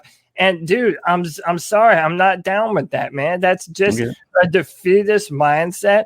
And more importantly, there's nothing that Marty Hurney has done good that could not be replicated by someone else. And now Every GM on the and now all the list of bullshit continues to pile against him. Christian McCaffrey, who does not see the field this year, Shaq Thompson, we can rehash all of this. The guy paid Teddy Bridgewater $63 million. Now, if Joe Brady says, you know what, I want Teddy Bridgewater to be the quarterback of the offense, that's fine. But you don't need to pay him that kind of fucking money, dude. Like, well, I don't think the money's overboard. That's starting. That you pay that much. You gotta pay players the money that is deserving of that position. So if you're gonna be a starting quarter, like, you would be the worst agent in the world if you couldn't command starting money to be brought in to be the starter. I think if anything I actually don't really agree with the money argument for Marty Hurney 2.0. Tentezi says Marty Hurney doesn't do the contract since 2 years ago when Tepper's boy came in. I think this is that Marty Hurney is, I don't think the money thing is a big deal. I think that was something in the past. Look, is that he made that mistake when it came to the running backs that year, but I do believe that was at doing what the ownership said. I also don't believe that Marty Hurney is a bad GM. Mm-hmm. But I do think that, and I agree with Cody on this, is that what he does do is and it's kind of like Ron Rivera in a way, is that's good enough. We could go backwards. I don't think it's going to be. I don't think it would. How far backwards could you really go? Right? We've never had back-to-back drafts. Back-to-back winning seasons. The draft is that we went through the draft record, and you can read the tea leaves in two ways: is that he drafts really well in some cases, and he drafts really poorly in other cases. You could just say, like every other GM on the face of the planet. Sure, I do agree, but you can't say that his drafts have been phenomenal, right? Like, you can't say that either. So I do think I think the only argument for keeping Marty Hurney at this point is really he's just a kind of he's like not a fall guy. He's a figurehead, and it's really Matt Rule that is the guy designing the stuff. Mm-hmm. But I do think there is a real argument for bringing in somebody and potentially getting much better, like Cody is saying. And I wanted to ask you why a couple of names. What do you think about names like Daniel Jeremiah, right? You put together your list. They did not make the list. Daniel Jeremiah. I like Bucky Brooks. I can listen to him talk football all day long. Yeah, I could. He's super smart, and I feel like he knows football really well. And then I think he is the same kind of type of guy, just with a little bit more personality than a lot of guys have been naming the Louis Riddick. Any thoughts on any of those candidates, Cody, as being hey, they could do it just as good, right? If not better. I mean, I'm more of a fan of Bucky Brooks than I am Daniel Jeremiah. Every year, every year Daniel Jeremiah will put out his top picks, and I'm looking at the guys that he values above certain other ones. Like, look, man, I don't mean to toot my own horn, but fucking toot. I called Justin Herbert over Daniel Jeremiah. Okay, Daniel Jeremiah missed on Herbert. I didn't. I've seen him miss on a lot of people. He had Derek Brown as like a top 5 player on his big board, said he was one of the best defensive tackles he's ever scouted. I didn't see that shit at all, dude. So no, to be very honest with you, I mean, I'm not opposed to it in principle, but all the guys in media in media right now, like Bucky Brooks, Daniel Jeremiah, what's the guy who's an analyst? Louis Riddick, the Monday Night Louis Football Riddick. guy. He's supposed to be people think he is like the smartest dude on the planet. I'm not seeing that. I don't see that Bucky from him. Brooks was a football player. right? I don't know if Daniel Jeremiah played football. He probably did. But, yeah, he played quarterback, I think. But Bucky Brooks was actually like a good football player. And he's been a scout. He's been a scout for the Panthers, I think. Yeah, he was a Panthers scout. So it was I just like, I don't know if he would be. I don't know how you classify traits in a GM, you know. I don't know what and I don't know any of the guys that on your list well enough other than just say, look, I like Dan Moore. You know, he's got some good experience, right? He's been with some organizations that have done sort of what we're trying to do, right? All the guys on my list had a record of good drafts and signing good players in free agency. That's why I picked all of them, because they're team builders. Can I ask you a question real quick, Cody? Then, because this week there was a tweet that went out, and it kind of made me raise my eyebrow, and somebody else had included you in it, all of us in it, about how Marty Herney's record as a GM. Yeah. And we were talking about, how could you ever defend a GM that has a losing record? Who would you say is maybe considered one of the best GMs in the game right now? Like, who are your top 3 GMs in the game? Lynch, I don't know, man. We're doing this again. Like, there's valid. Like, all I'm saying is, I'll give it to you. John Lynch, I think, is probably what everybody would consider to be one of the best GMs in the league, right? I think the Ravens. I even like Philadelphia's GM. No, they sucked this year, but they also have a ton of injuries. And by the way, a lot of people wanted to bitch at them for drafting Jalen Hurts in the second round. Looks like that's kind of paying off right now. By the way, I also like how that guy values safeties over corners. Mm-hmm. The way they build their offense or their defense, rather, safeties are very important to them. And I've always noticed that a lot also. They have one of the worst secondaries in the league, though. And they have for 3 years. But they didn't when they went to the Super Bowl. They had good safeties on that football team. And they're also injured up and down the field. Yeah. Listen, man, I'm telling you, if you want to do, have me give you my best general manager, like, yeah, you're going to be able to find a bunch of misses. We're not trying. Hey, look, I think slow down on the defensiveness, Cody. Nobody's trying to trip you up. We're actually, I think he's asking you a real question. And I do think, I'll give you the names. I think Lynch is at the top of the list right now for me. I think that who's the guy that's been with Baltimore forever? He has been just tremendous at putting together a team all the time. And you want to talk about a guy that drafts great. Belichick, DJ, that kid says Belichick, and I don't know about Belichick. Belichick is great. I like how aggressive he can be at times. I think he is like a fantasy football GM. Like, you see him making moves all year long, doing crazy, like big time moves.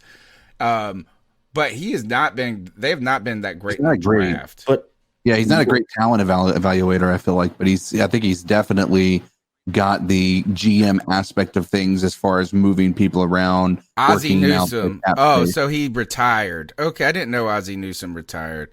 I should. So by the way, in the chat, DJ the Kid 91 says Belichick's having a down year for the first time in 20 years. Belichick to me is still the best GM.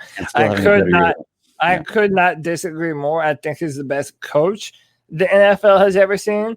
But if you look at their track record of the wide receivers that they've drafted, the defensive players that they've drafted, a lot of their good players do come in free agency. He does not hit on a lot of those draft picks. Yeah. So I would never want a coach GM. I have a question. Yeah. I'm trying to connect this dot here because where I started with this question, I just wanted you to give me a GM because I'm hoping you say like John Lynch or Philly, something like that, which is great. I'll use those too. You know what John Lynch's record is? Not good. 28-31, 1 winning season in 4. But that's also a lot of do the Eagles have a winning record over the last few years? Or have they been a good team in the last few years? They won a Super Bowl. It doesn't matter. They want to. It literally doesn't matter if you win a Super Bowl. What I'm saying is, you can't tie a record directly to a GM. You can't do that. That they have part of what it is to do with it. But you can put talent. You can put talent on the field and not win. But I'm not even just saying the record. Like I'm saying, when I say the record, I don't mean wins losses. I mean his record of signing contracts and what those players did after they signed the contracts and the players that you draft.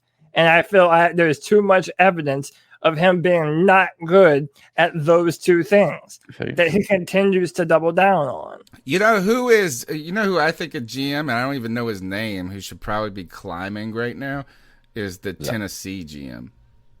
Yeah. Oh, yeah. You know? All right, let's go to the next call. Let's go to the next call. But I was saying that when people say that, you know, I agree that if we were going to change general managers, it should have been done when we replaced our head coach. I bet you we're doing it right now. It's foolish to assume that David Tepper doesn't know that. I mean, he's an incredibly smart guy, a self-made billionaire who's been involved in the NFL as an owner for a long time. He knows what he's doing. He's not stupid.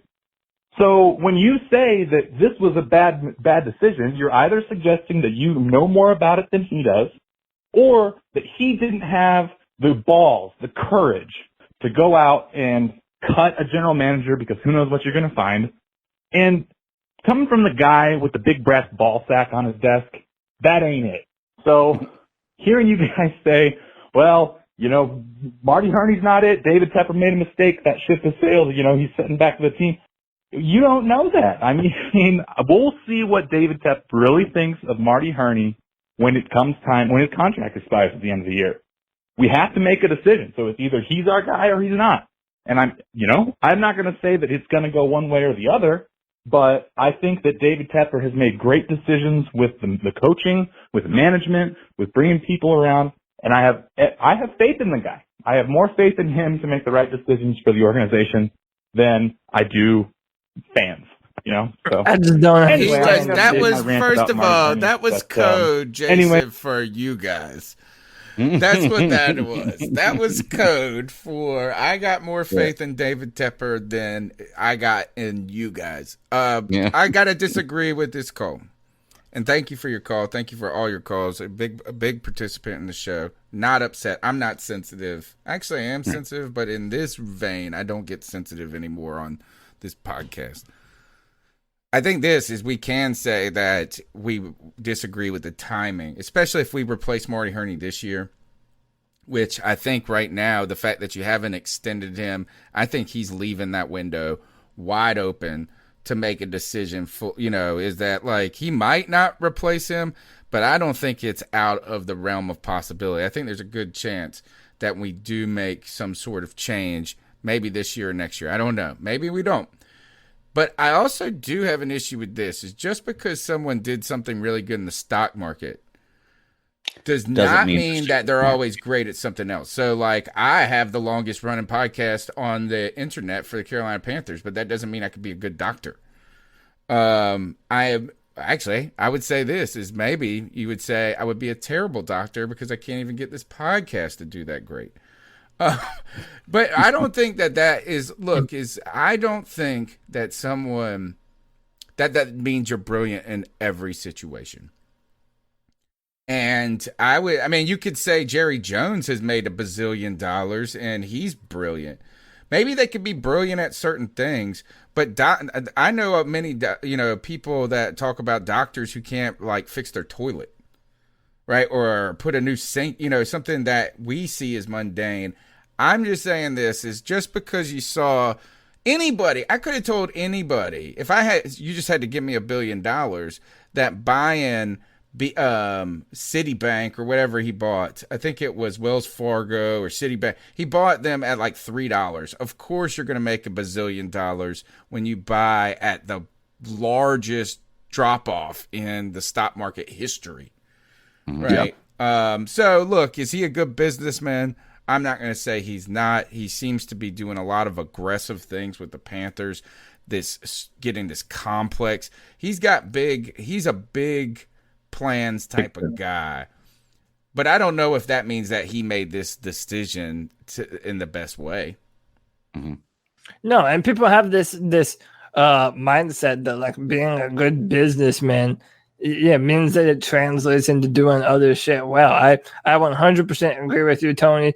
It was that flawed logic by people that have been saying forever that the president needs to be a businessman or whatever. It's all nonsense to me. Like, even if you're a doctor, like Ben Carson was a brain surgeon that was separating twins and shit, and he was like saying that the pyramids were meant to store rice. Like, being smart in one area or avenue of life doesn't mean that you're confident or smart in other areas. And by the way, to stay on track, out of all the people that have called in defending Marty, I have yet to hear one good point in defense of keeping him.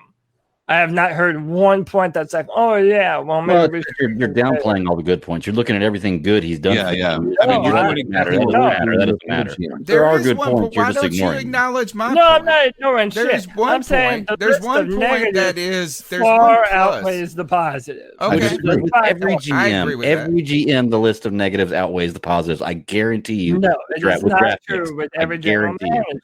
No. I think there's only one reason to keep Marty Hurney. I want to make. There's only one reason, and that is because he works well with others. Like, that's the only reason. Like, out of all the other things, I don't think anything holds water. So I'm agreeing with you. I'm just saying, if there is one single point that he's going to run his campaign for a contract extension is I can work with this billionaire and I can work with these coaches and give them what they want. I think that's what he's going to stump on. Yeah, I was going to say that the point that I want to make is, Cody, you just said you didn't believe Bill Belichick was a good GM, but you felt like he was a good coach. Yeah, he's proven to be a good coach. Yeah. No, here my point is, what you're telling me is whether or not you hit on all your draft picks or not, your coaches are going to be more responsible for the success of your organization than your GM. Sure. If the Carolina Panthers had Bill Belichick, Marty fucking Hurney could stay around. Sure. What I'm trying to say is, let's look at those exact organizations you're talking about. You're talking about Baltimore. They have Harbaugh. You're talking about Kansas City. They have and whatever his name is, Andy. And then you're talking about the 49ers. They have one of your favorite people in the face of the planet, and Kyle Shanahan. What I'm trying to point out is, until you have a good coach, right now, we haven't had a coach that has been consistent in our entire organization. And what you're doing when you're comparing those GMs you're talking about to those other GMs, they have good coaches. They have an established, organization that's going to take them to a good position. You can sit there and talk about the. Why is that an endorsement of faith in Marty Hurney, though? Just because the Panthers have never had a consistent coach. By the way, isn't it the job of the general manager to hire the head coach? You know so that. If anything, that goes on more on my side. You're full of it. I have yet to see an organization. Yes, it is the GM who ends up pulling the trigger to fire, but I have yet to see an organization where the owner didn't make that choice. And I could promise you have never seen an organization where the general manager has never made the choice to fire the head coach by himself. It always comes from the owner.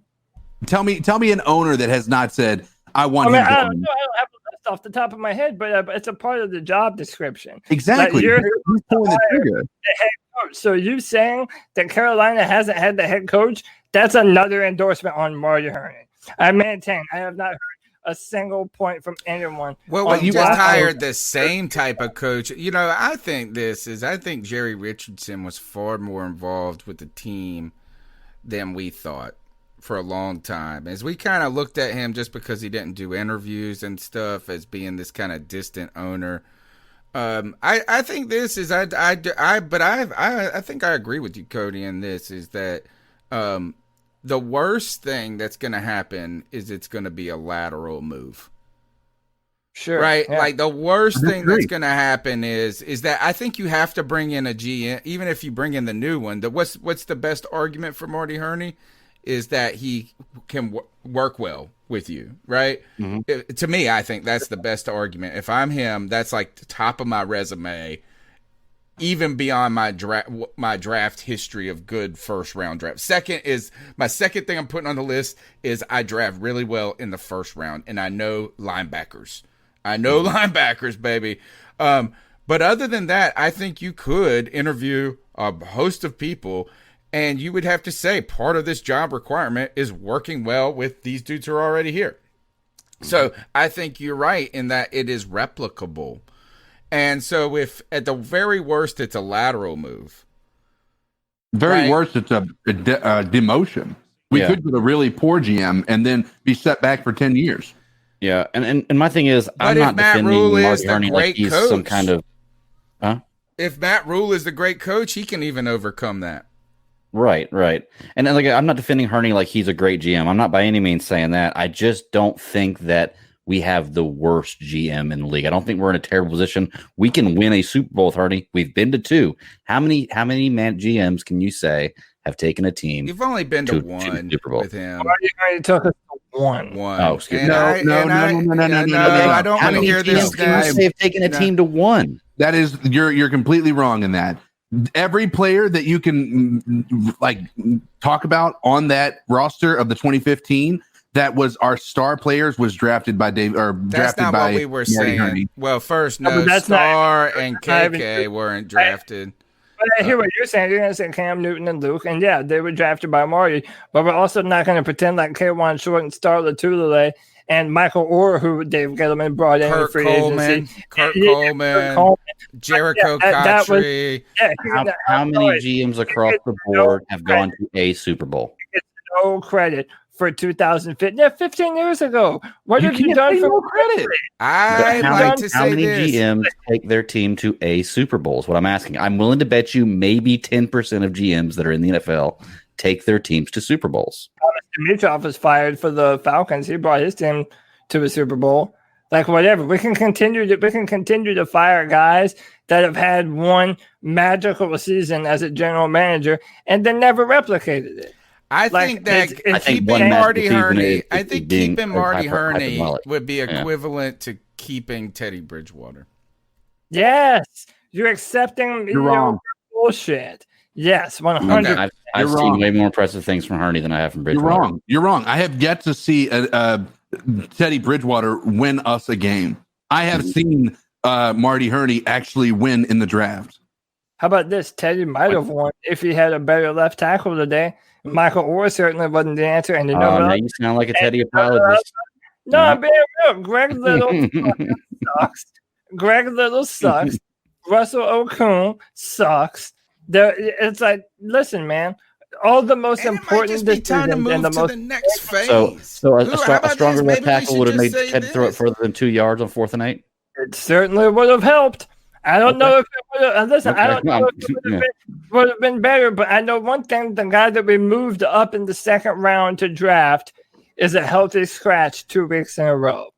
That's an issue. And no faith has been listed by this team in him this year. Like zero faith. Not only has he been a healthy scratch the last 2 weeks, is that all season long they have seen him as the last potential option at that position.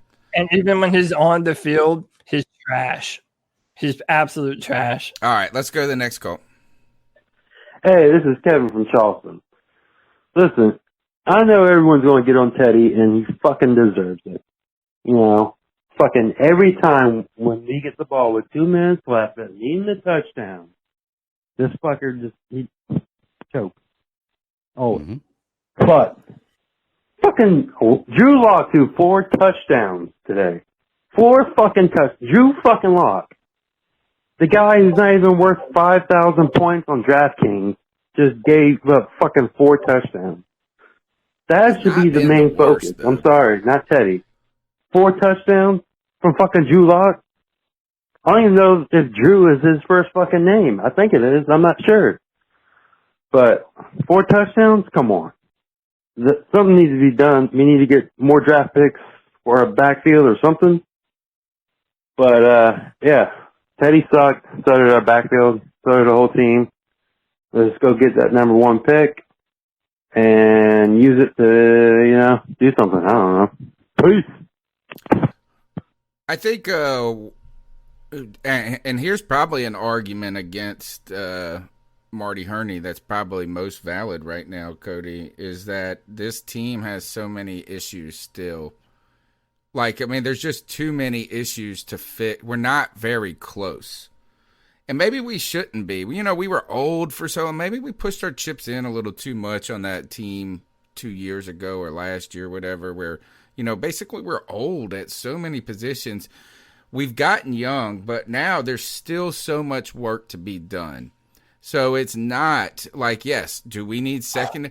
Right now, there's so many questions. We did nothing to address our secondary this year. Like, absolutely nothing. We punted on the secondary, and I think that's actually kind of an example of us trying to tank a little. It's like, look, dude, it's like bringing in a corner here is not going to help but so much. Let's see what Dante has to offer in his last look. But we're far away, man. We are far away from being a super squad anywhere. Maybe, if anything, you might be able to fix the offense faster than the defense. And I won't even say fix it. I've actually been pretty pleased with the defense this year. Like, I think it's been. How about this? Is we've had less experience and talent on this team, and we have been more competitive on defense than we were last year or the year before. It's been surprising. Yeah. It needs to be better for sure. Sure. But it has been surprising. You know, I'll say it again, like our defense has given us a chance to win a lot of these games. We are tied with the Chargers right now for the most losses by one score or less, you know? So it's like, listen, this football team has a lot of good players on it. It also has a lot of young players on it, and we need to continue to build. But the first thing that you build is around your quarterback. And until we're able to get that guy, we're not going to be a perennial contender. And right now, listen, man, today is a W for us. We're in better position today than we would have been if we would have beaten the Broncos for a meaningless victory. The things I want to say too, and I want to give caution to two things, and this probably continues to support the Marty Herney isn't really an advantage for us. How about that? Can we settle on that? Right? Is that one of the things that we settled on with Ron Rivera? I felt like I came around to is that Ron Rivera is not a bad coach, but he doesn't give us a competitive advantage on his own. I can agree with that. That's a good way to put it. You know, is that like he doesn't win? Kind of like when Cody said you take Aaron Donald off the field, does it change the line that much? Like Ron Rivera is a good coach in some ways, but I felt like there is, like he never was like out coaching the other team, right? Agreed. And I don't know if and I think so with Marty Herney, I don't think he necessarily gives us a competitive advantage, right? And I think one of the things that goes back to this is I also don't even think that he's really that in charge. I think the idea that we drafted 7 defensive players, I don't think that that's Marty Herney saying, I really believe in these 7 defensive players. I think it's the team saying we got to get young. I think it's the coaching staff, Matt Rule, saying we need to get young and fast on defense. And like, I don't care, like we can do that here and I can work with them. The one other thing so I don't think Marty Herney, if you say that this 2020 draft was so great, right? Because a lot of people are going to say that this is a great draft. I don't even know if that's on Herney all that much. The other thing I want to point out is I want to caution people for getting overly in love with the draft class after 1 year. That's how I felt in 2015. In 2015, I was sitting there going, Dave Gettleman is a god. I will vote for him for president. You know, yeah. And at the end of the 2015 year, every redraft had us, like every player was like a first and second round pick in the redraft, like after that year. Ben Wickery was awesome. Trey Boston was playing great. The Devin Funchess even looked good. But let's go reevaluate this class in 3 years. And I tell you one thing is Troy Pride he was looking a little silly out there at times today. I think Jeremy Chin is the guy that right now has this crazy ceiling. And Derek Brown has been fine. But I need to see more. 252-228-5098.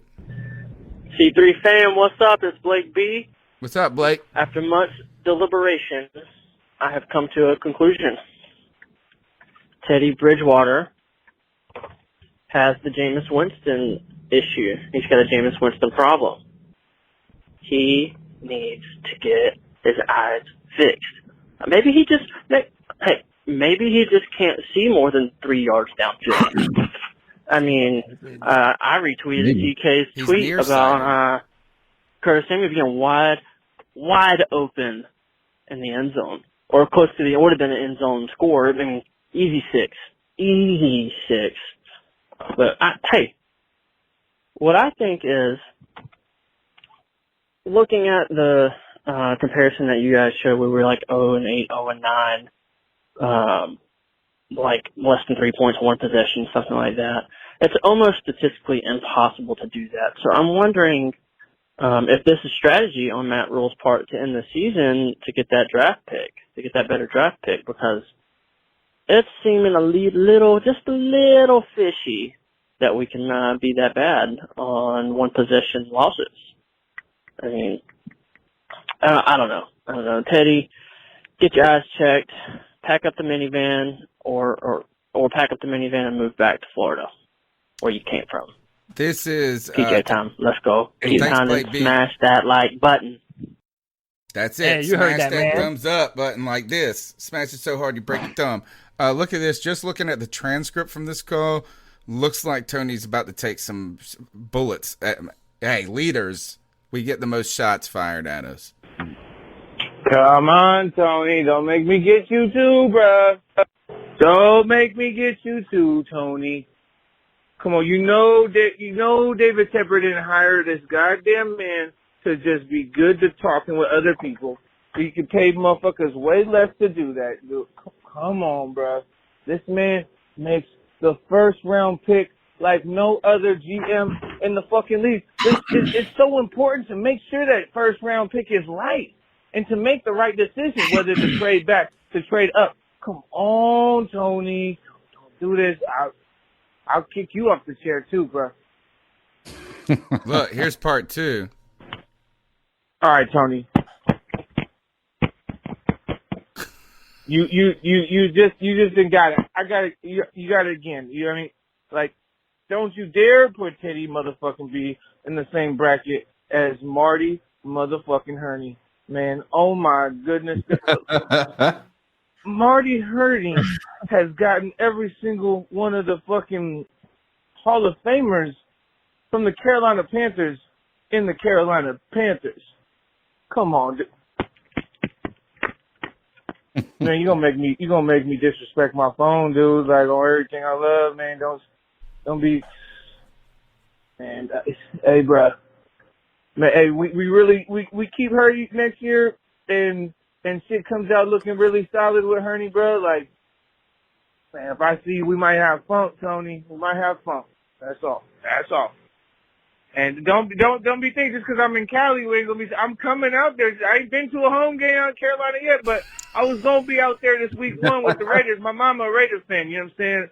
But it didn't happen. Obviously, we didn't have a game 1, but I would have been there, and we gonna cross paths eventually, bro. So, you know what I mean? You ever watching how you speak on my boy Herney like that, on everything I love? That man's staying in Carolina. We need that man. We do. I don't trust anybody else to make that first round pick. I really don't. You know what they got in California? Hey, can I just say something real quick? If Homeboy wants to come out and get stomped by my cripple ass, it can happen, bro. Marty Herney needs to fucking go. And if you need to come out to Carolina in order for me to tell you that face to face, let's fucking go, bro. Marty Herney needs to fucking go. I'm a ride for my man Tony Dunn, the founder of the C3 podcast. That Joker's gotta go, and I'm fighting every motherfucker who disagrees. When you come here, please bring some of that weed you smoking. Yes, do that. Hey, here's what I'll say, Cody, and this is the only point that, like, right now, would you agree that you have yet to, like, My biggest issue with your arguments is you have not recognized what he has done well. Like, you have not acknowledged it whatsoever. Would you agree with that? That noise. Yeah. Dude, I hear noise. Someone has like crazy noise coming with the computer. It's not me. I have nothing going on. Amen. Listen, man. Was it me? Listen, in the first round, he has been pretty good in his time. Interesting. Yeah, in his first round, he's been pretty good. And that is important. You cannot miss on first round picks. I do agree with that. Is missing on a first round pick is far more detrimental than missing a third round pick. I agree. Continue, Cody. Yeah, with that, I mean, look, like, listen, I maintain that, listen, if you want to give him credit for Cam Newton, fine.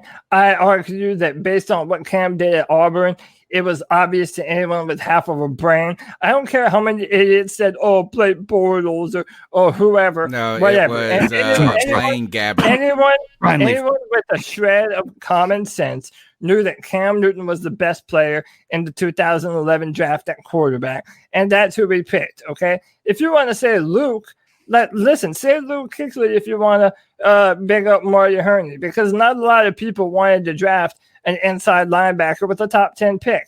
But there aren't too many other times. When you had two linebackers already on the team that were Pro Bowlers. Right. Okay. So if you want to mention that, fine. I'll let you have that. I maintain I am not tethered to the decisions that the man made almost a decade ago now as the reasons why he should be the person pulling the trigger on our draft picks moving forward. Like, it's not a matter of the like, it's not been just a decade, right? I mean, even up to this point, pretty much all of his, and you can, the jury's still out on Derek Brown, right? But even up to this point, every first round draft pick has been a hit, right? Mm-hmm. Every single one. Like, I mean, the reason that I say, like, what I worry about is with the argument that you have is, like, it's so one-sided that you refuse to see the other side. It's very similar to politics. It's like being a Republican in this world. You refuse to see the other side. I'm not denying the good things. I'm saying they're not, that they are replaceable. All of those good things can be done by someone better. No other GMs done that then? They have. They're doing it now. They're doing it now. You are not going to pretend like Marty Herney is 20-year history of hitting on their first-round draft picks. Hitting on their first-round draft picks? On every first-round draft pick. Stars on their first-round draft picks. Consistently every year. That's what I'm saying. You're saying that everything is replaceable, but it hasn't been. We had David Gettleman, and it wasn't replaced. Listen, I can name a bunch of general managers that generally pick good in the top 5. You're still arguing for the guy that only picks well in the first round. No, Cody. The problem that I'm having is that, and like I said, I don't mean that this is not disrespect on you. I understand where you're coming from because you haven't been a Panthers fan as long as I have. I've been around when he has been making these decisions, and you're basically over a decade ago. Hold on. You've been saying these things, but you've also acknowledged that there are other GMs that are having that you like that make the exact same choices. There have been plenty of people. Every single far less choices, bad choices than him. What I'm trying to say is that you're putting his accomplishments into a vacuum and then basically saying the only things that actually matter are the negatives. When in all reality, the positives matter a lot. And it is not duplicatable, or something that anybody else can duplicate because it hasn't happened. I have yet to see a GM over 20 years hit on every first-round draft pick that they've ever had. And every one of those first-round draft picks that he's had have been a cornerstone to the building of our organization. And they've gotten us to the Super Bowl on 2 occasions. So not acknowledging that is also just being blind to the fact that there is a value to having Marty Herney on this squad. Drop your mic. Okay. Drop your mic. No, there isn't. You're just wrong. There isn't any value to having him acknowledging that it's a valid argument. There are other general managers and scouts right now that could make better first round picks than Herney. I don't give a fuck about the past. I'm honestly over with it, bro. Like, listen, if y'all want to keep him around, that's fine. I'm telling you, it is the bad move to make. Marty Herney is replaceable. He pays the wrong players, and he misses far often than he hits, and this is a visual to even Joey the Blind Panther Esquivel. So I'm sorry, all the evidence is out there for everyone. He is not a good general manager. It's time to move on. I think he's a good I think you got to agree he's a good general manager. He's not a great one, and that's your problem with him. No, he's not a good general manager. You're not going to get me to say that. All right, next call. Hey guys, it's Tyler with the Country Panther Podcast. I am just frustrated today, and in a way, I do hope that we keep losing so that we can get that better draft pick. But at the same time, man, I'm a fan, so every time I watch a game, I'm pulling for us to win, and when we don't, it's always a disappointment. I don't think we got a choice. But I do think there's light at the end of this tunnel in the fact that we do get to move up in draft position. Denver gets a spot above us because, if we – and I foresee this happening, that we lose out, and so does Denver.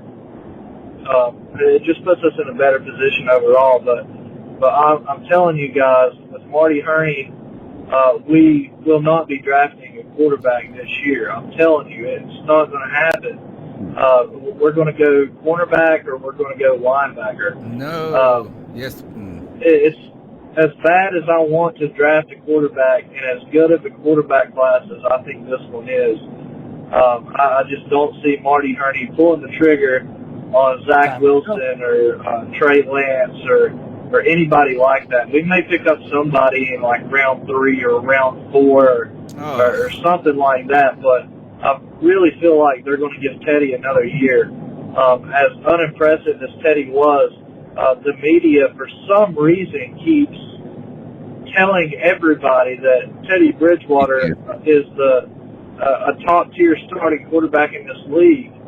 They highlight his completion percentage every single week without, the knowledge that most of his yards are rack yards, and these people really don't watch our games. It's just frustrating, man, but I'm telling you, we're not going to go quarterback in round 1 next year. It's going to be a linebacker. I think we're inching closer and closer to it. As disappointing as that is, I feel like we're still a few years away. But it is what it is, man. Keep pounding. I'm disagreeing with that. I think that we're inching closer to it. If you would have asked me that 4 weeks ago, I would have said no. I think you're probably right. But now I think we're getting closer to – I think we're also getting closer to seeing Cody jump out of that chair, straight up, jump out of this chair and dunk on everybody. Look at Taysom Hill throwing this. Dude, don't even use that. It was severely underthrown. Hey, you can tell that Taysom Hill. Teddy Bridgewater never in his life makes that fucking throw, dude. I've seen that is a big time throw. Just like that. And if you cannot say that was a big time throw, then now he's the one with blinders on. Did you see how long he had to? He had a 5-yard buffer on that receiver, on that cornerback. He threw the right pass into the end zone for a touchdown. If the guy had his eyes turned around, guess what? That's an interception, Cody. It doesn't matter. It didn't happen. It threw a touchdown pass into the end zone, damn near 50 yards. Okay, if there's no value in that, then I don't know where there's value. He's got a great arm. There's plenty of quarterbacks that have a great arm in this league and still can't actually be a good quarterback. Okay, my favorite. Who's your favorite quarterback with a great arm that wasn't good? I have a favorite. What you say? That wasn't good. Okay. Real quick, you're going to tout him for the touchdown he just threw, but you didn't say anything about the pick 6 he threw earlier. Well, the game's not over yet. I know, but he had a good pass on 3rd and 8.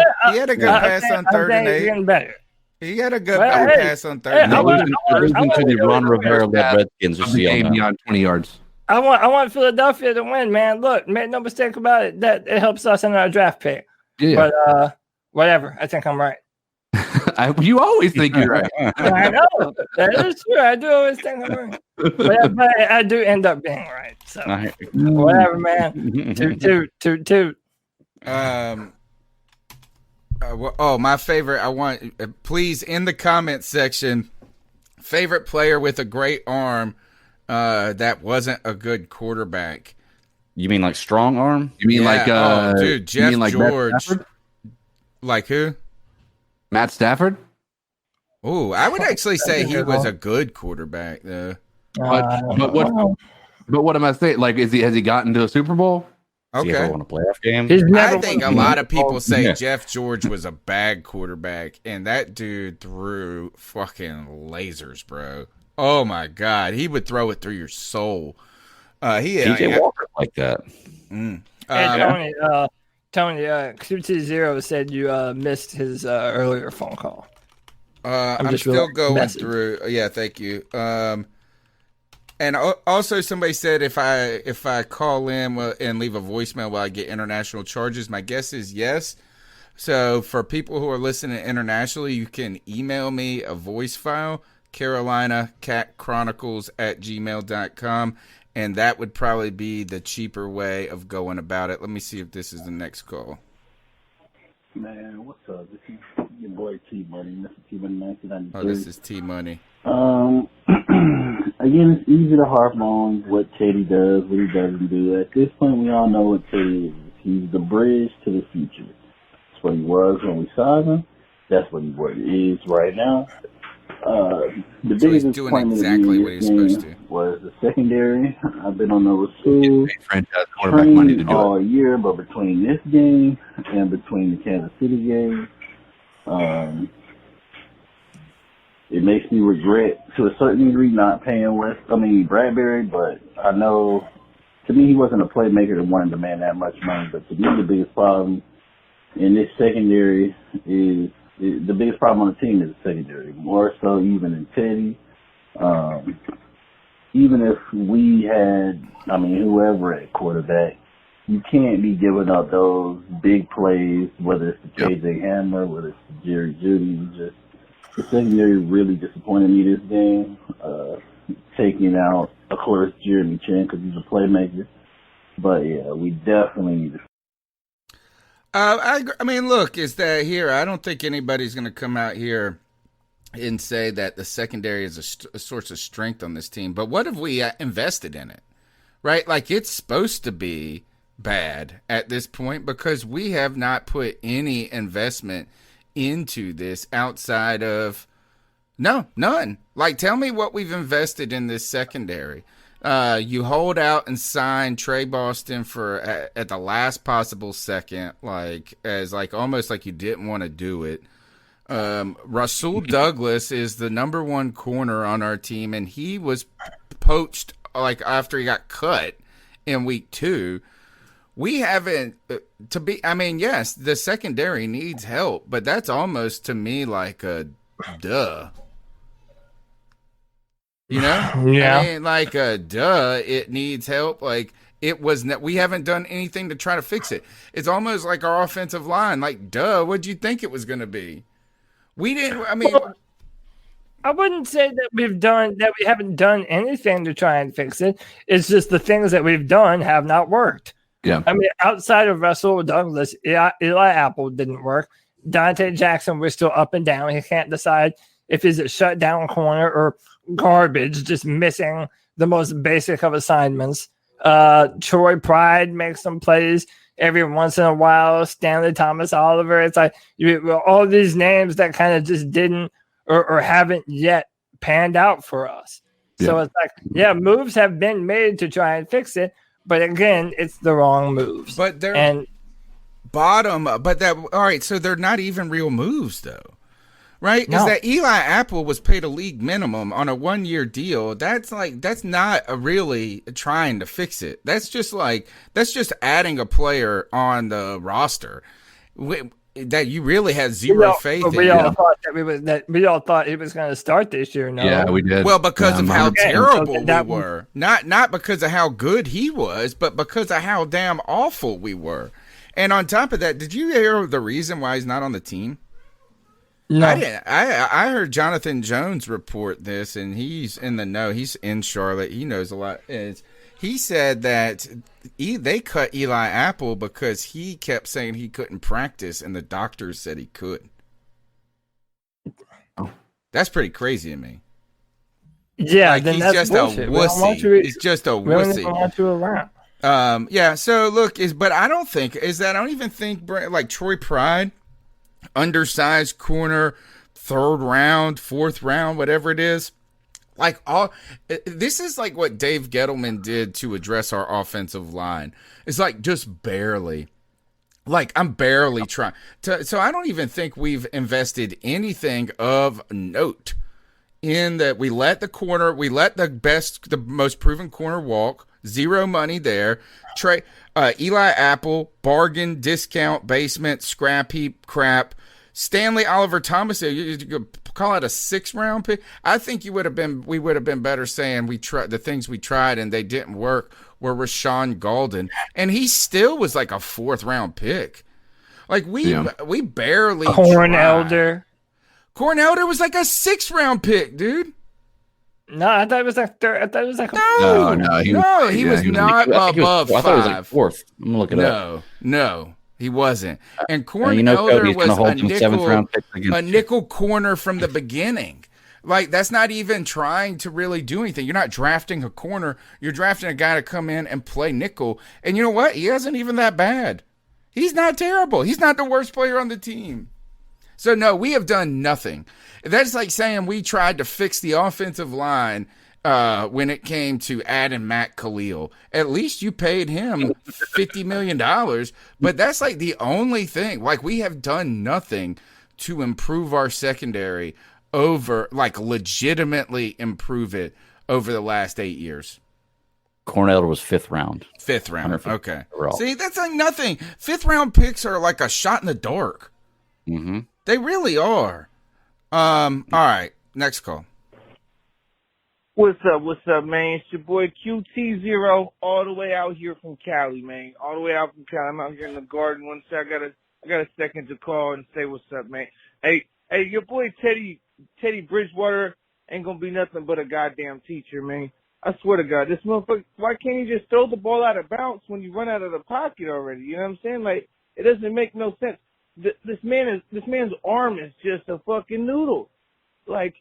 I guess he's going to have to be here next year, but he's going to be out here next year teaching somebody and sitting on the motherfucking bench, whether it's P.J. Water and Trey Lance or maybe even we could pull a trigger and pull, a Trevor Lawrence, you know what I'm saying? Because I'd rather get this quarterback done thing for show in 1 year than having to waste 2 years of picking anyway on this motherfucker. You know what I mean? You could trade a next year first, our first right here, and a second and a third or whatever it may be, you know what I'm saying? Because it's going to take some umph to get up to that spot and get it, or just go to the second spot and get Fields, and then maybe even fucking Trevor Lawrence might just deny the Jets. You know what I'm saying? If you want to know some real shit, he want to stay home. He want to stay with that Clemson, the Clemson clan, and keep that. And think about conjoining the North and the South of the Carolinas. I'm in California, and I'd be juiced about that motherfucker. It would be perfect. And then also to check out the motherfucking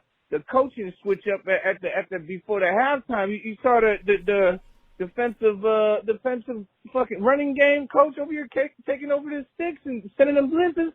It was working. Like, you know what I'm saying? Like, I don't know why. Like, I don't know if just Rule over here trying to check your homeboy, you know what I'm saying?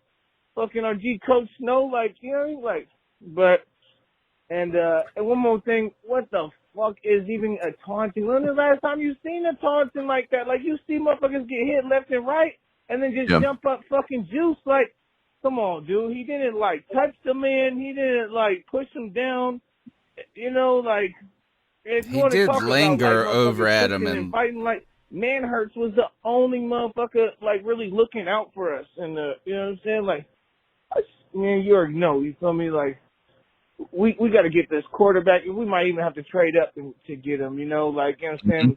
Think about the following of the Clemson like conjoining up with fucking. Bro, I really think he'll deny a Jets to come to Carolina on the second it's pick, not bro, gonna happen. On some real fucking shit, bro. You can't. It's going to be far too expensive. Over and out. Thank you, Tony. I fucks with you too, Cody. But you need to watch how you speak on your boy Herney, man. You know what I'm saying? We're going to have some real problems. I don't give a fuck you sitting up in the little chair. This must have been the first call. Hey, I'm just saying, I want to everybody. I just want to say, if you want smoke, I want that same smoke. That's number one. Number two, I agree with everything you said, bro. Like, I agree with most of it. Look, this is okay. This is my thing, man.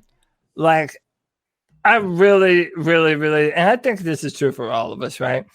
We want this quarterback position fixed. We all want it fixed. As someone who is a Clemson fan, I've thought about this shit so much. And listen, I know Greg sometimes likes to pose these questions, these yes or no questions. So I'm going to pose one to y'all. All right. Okay. Let's just say the Jets would be willing to trade the first pick.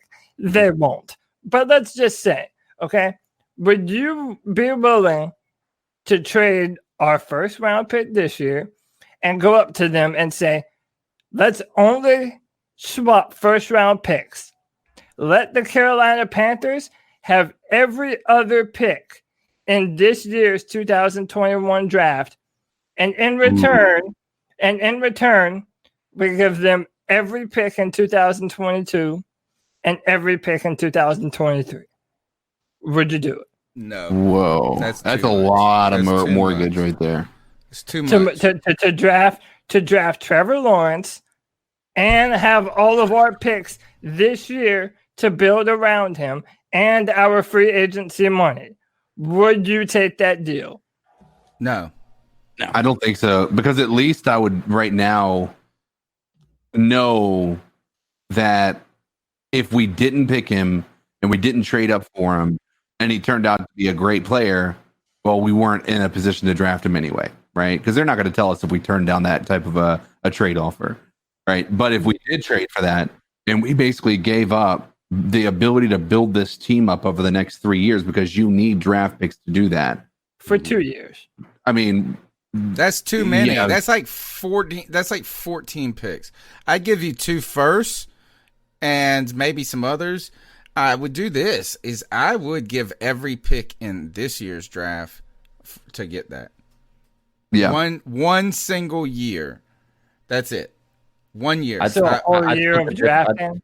Yeah, I would do that. And the only reason I say that is first, like, you're not giving up too many thirds, too many seconds. You do need to be padding position. Like, you can't just be out of a draft that long.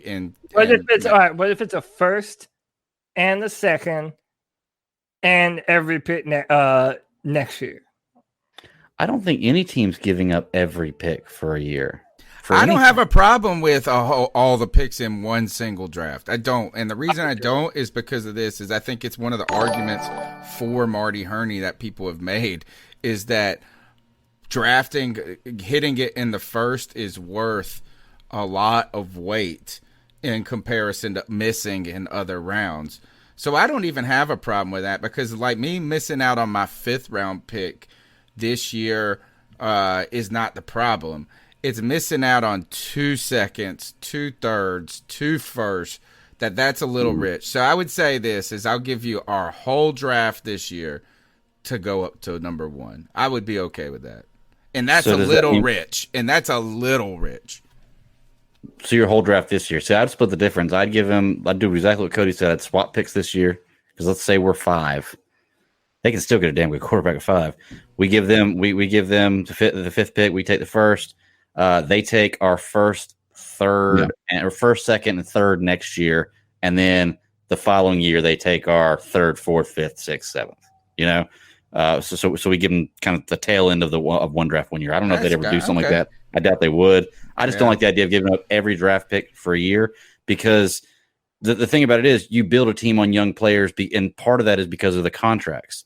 You know, the players you're picking are going to be on cheap contracts for years that are going to allow you to put veterans on the team. If you put veterans on the team, free agents, you're not going to be able to keep them for very long. So, okay, but what I'm saying is, though, knowing that we're going to have more free agent money due to how many young players that we have on our team, we know the amount of dead money that's coming off of our books. We know that we have an incredible potential of talent in Jeremy Chin and Derek Brown and Arturo Gross-Matos.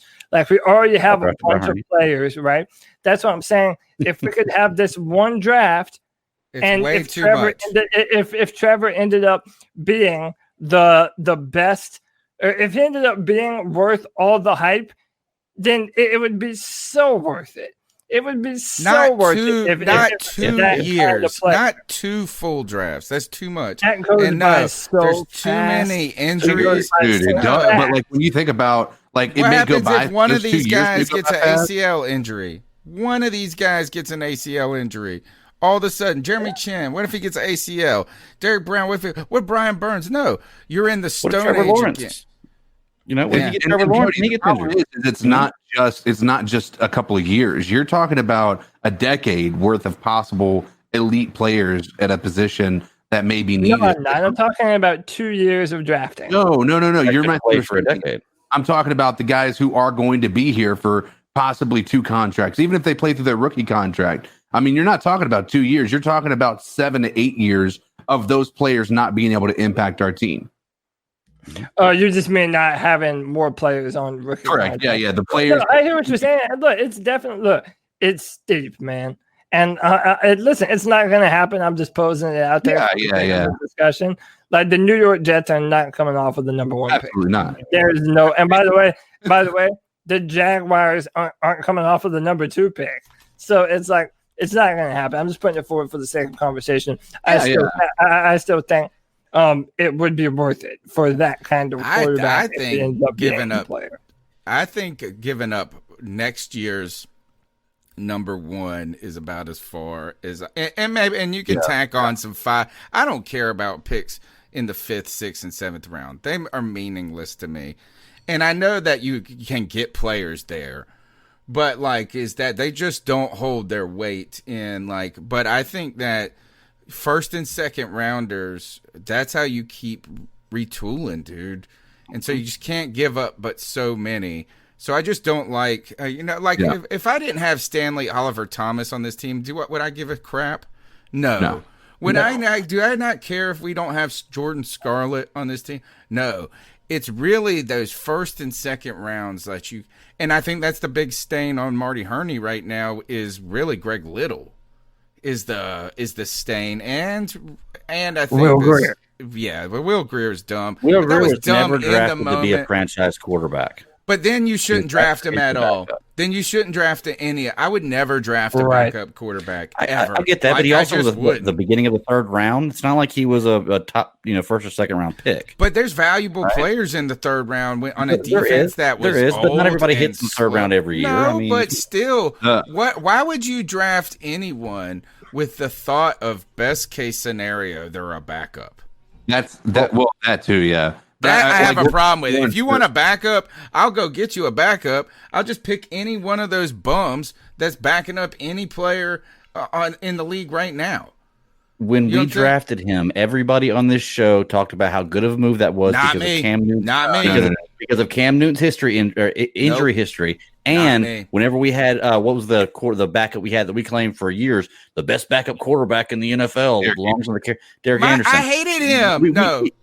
I hated Derek Anderson. There's been no player I've really hated more than Derek Anderson. I'm blocked by Derek Anderson, right? Number 1, yes, Derek Anderson blocked me. Number 2 is I go check the tape. At no point did I say Will Greer's a good idea because you know what is that if Cam went down, guess what? You were going to suck anyway. Yeah, you were going to suck no matter what. Is that he ain't going to really do anything. The only way drafting a quarterback in that position is a good idea is if you believe they are good enough to make a splash to where you can then trade them and pull the Jimmy Garoppolo move on them. If you got Garoppolo'd, that's the only reason. Because if you don't really think that they're going to be the dude, if you don't think they could in the best possible world really be the dude, then they're only going to be holding a clipboard. So I would never draft a backup quarterback. I would draft a guy that I believe is going to be the starter and can be the starter, and then I would just find any schlub that's bald and fucking terrible to just hold the clipboard. No, you have to have a serviceable backup. And I disagree with you. He's had every opportunity there, Cody. I want to hear that argument. No, what I'm saying is that Will Greer has not been denied anything. That after everything that happened to Cam Newton physically and him not being able to step up, Kyle Allen was an undrafted free agent.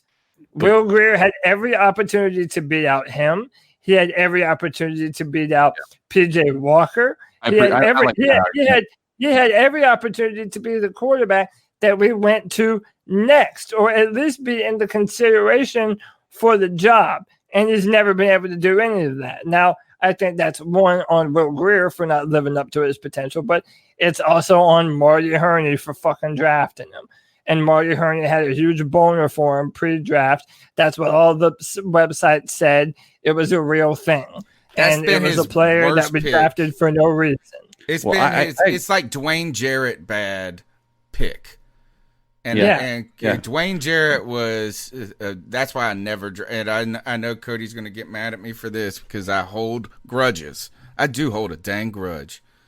And when it comes to this, is I ain't like if you name a wide receiver from University of Southern California, I want nothing to do with them. I want nothing. And you know who did that to me? Dwayne fucking Jarrett did that to me. Mm-hmm. I almost don't even want to ever draft a quarterback from Notre Dame because of damn what Clausen did. I hold a damn grudge. Let's power through these calls. My wife is going to be pissed, man. Yo, guys, it's Nick. What up, Nick? Question for you. So you guys are talking about the GM, and well, this past offseason, we brought Luke in, and he's now a scout.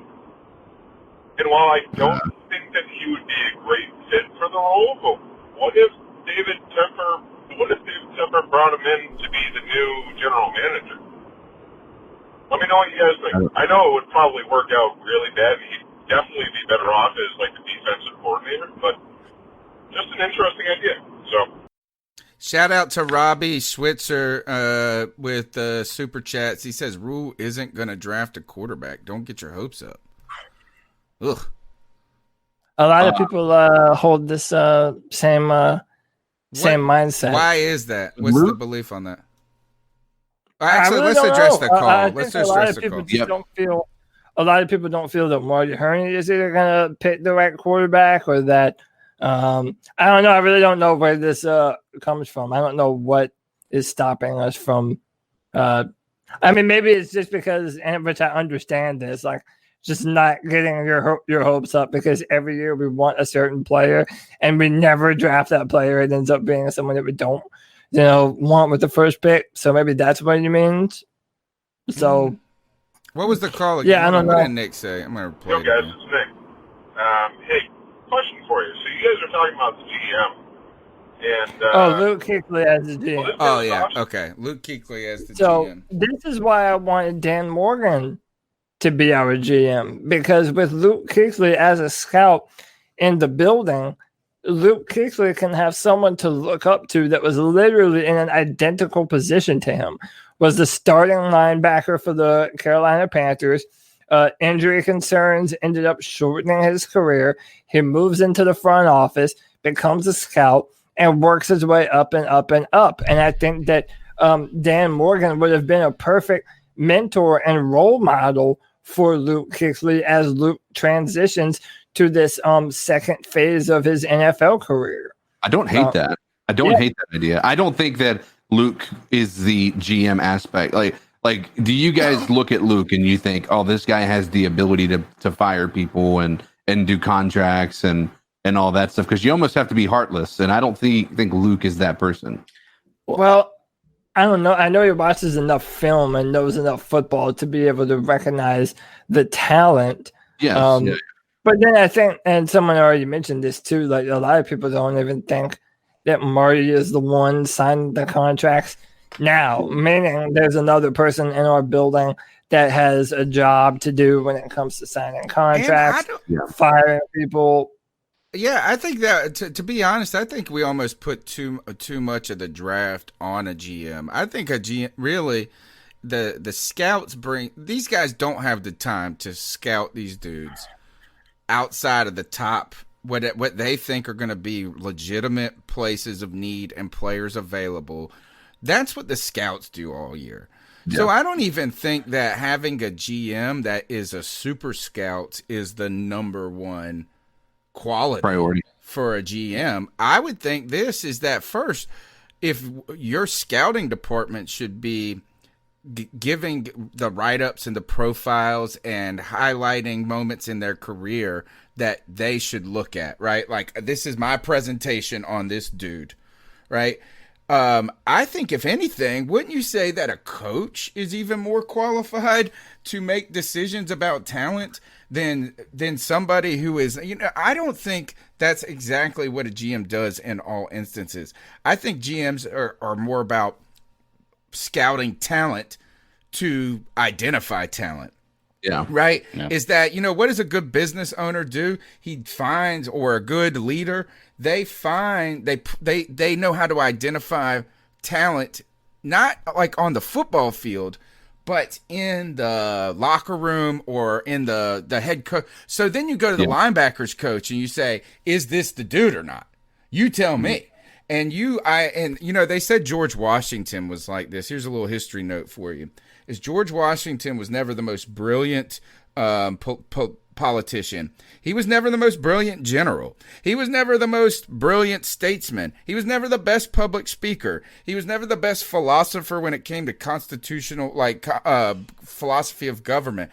But what he was really good at is seeing people who were great at those things and then putting them in places where they can use their talents to their greatest potential. So I don't even think being a good scout makes for being a great GM. I mean, it does help to be able to see talent and have guts and gusto. I don't think Luke has any of the experience necessary to give him that much right now.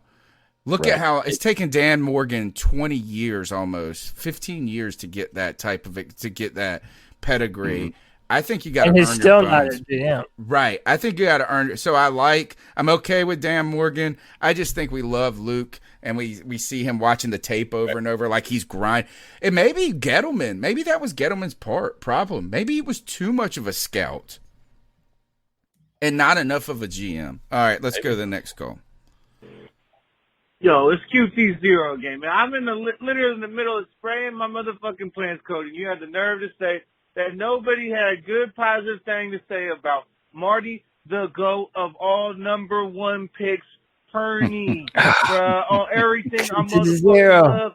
See, this guy has no bad first round picks. Which fucking team GM can say that? Why do you think that a smart man like motherfucking David Tepper would be like, hey, this man is pretty good on the odds because he's 100%. Come on, bruh. This guy does his fucking homework to the fifth power on fucking first round picks. And then we just let everybody else do the rest. And he just has his 2 cents in on everything else. Haven't you noticed these contracts being fucking legit with this whole Patrick Stewart dude and shit being all up in here helping out with that and fucking contracts? The rest of the contract shit? Come on, bro. I swear to God. Bro, I'll kick you off that chair, Cody. I will. Come at me, bro.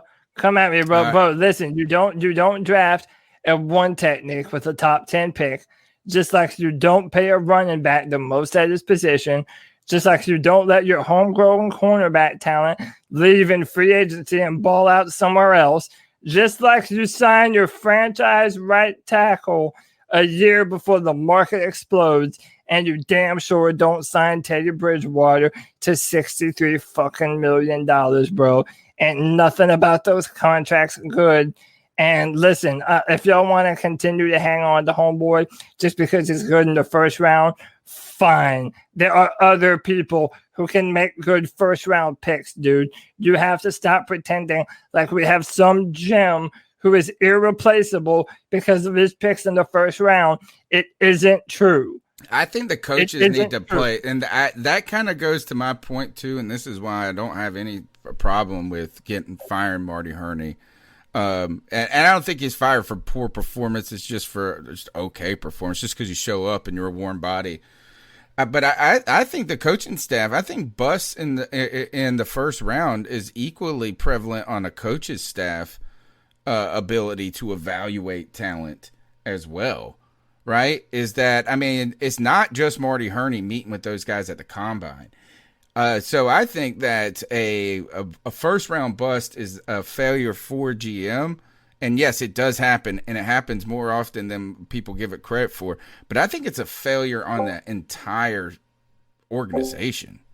All right, pounding through the calls. My wife. What's up, man? I'm calling just to give y'all a little bit of credit on your podcast, because there's a lot of weak-ass Panthers podcasts out there, like Keep Pounding TV. He's a flip-flopper. He's worse than a whore. God. Holy moly. Thank you. Wait, what was that? Wait, I'll tell you that one more time. What was that last line? You didn't hear the last part? Oh No, I didn't hear the last line. Listen. What's up, man? I'm calling just to give y'all a little bit of credit on your podcast, because there's a lot of weak-ass Panthers podcasts out there, like Keep Pounding TV. He's a flip-flopper. He's worse than a whore. Say he's worse than a whore. Big Cat put on Twitter today. He was done with Bridgewater. Oh, already? I know, dude. I know. Before the game was even over, man, he had fucking cut bait, dude.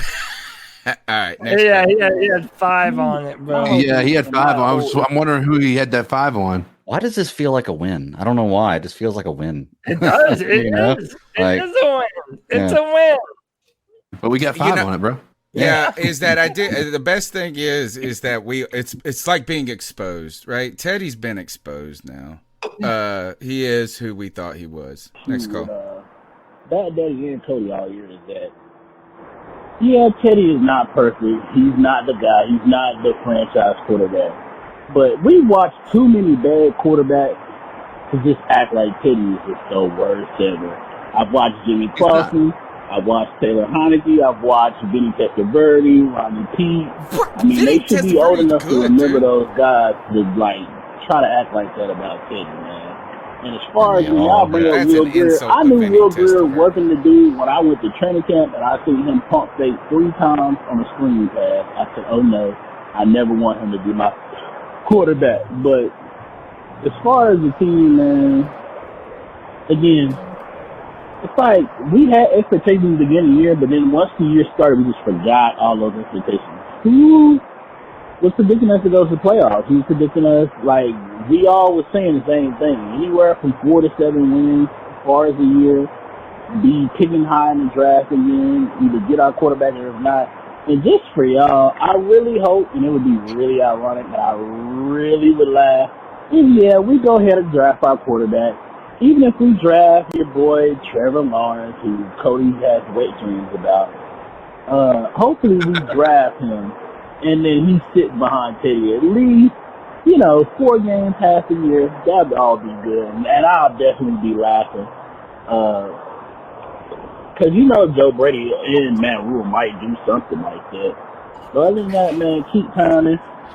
And Cody, you said you want all that smoke. Well, you really don't. Because I kick way harder than Brandon trying to kick a game-winning field goal against the Giants. Let's not compare Vinny Testaverde and Jimmy I Clausen to any of this. Smoke. Vinny Testaverde was recruited off of his couch after we got somebody got injured, whoever it was in 2007. That would have been Jake Delhomme, right? Mm-hmm. Vinny Testaverde was 44 at the time. He also has thrown a career of 46,000 yards. Yeah. Right. And he had 275 touchdowns. He is far better than Teddy Bridgewater ever was. So let me add to that. Jimmy Clausen, out of all the quarterbacks you just said, I think was the worst one. Rodney Pete wasn't terrible, He Jimmy was also Clausen 40 at the time, Pete. Exactly. And Jimmy Clausen won 1 game, which is 2 less than Bridgewater's one, with a way less talented team.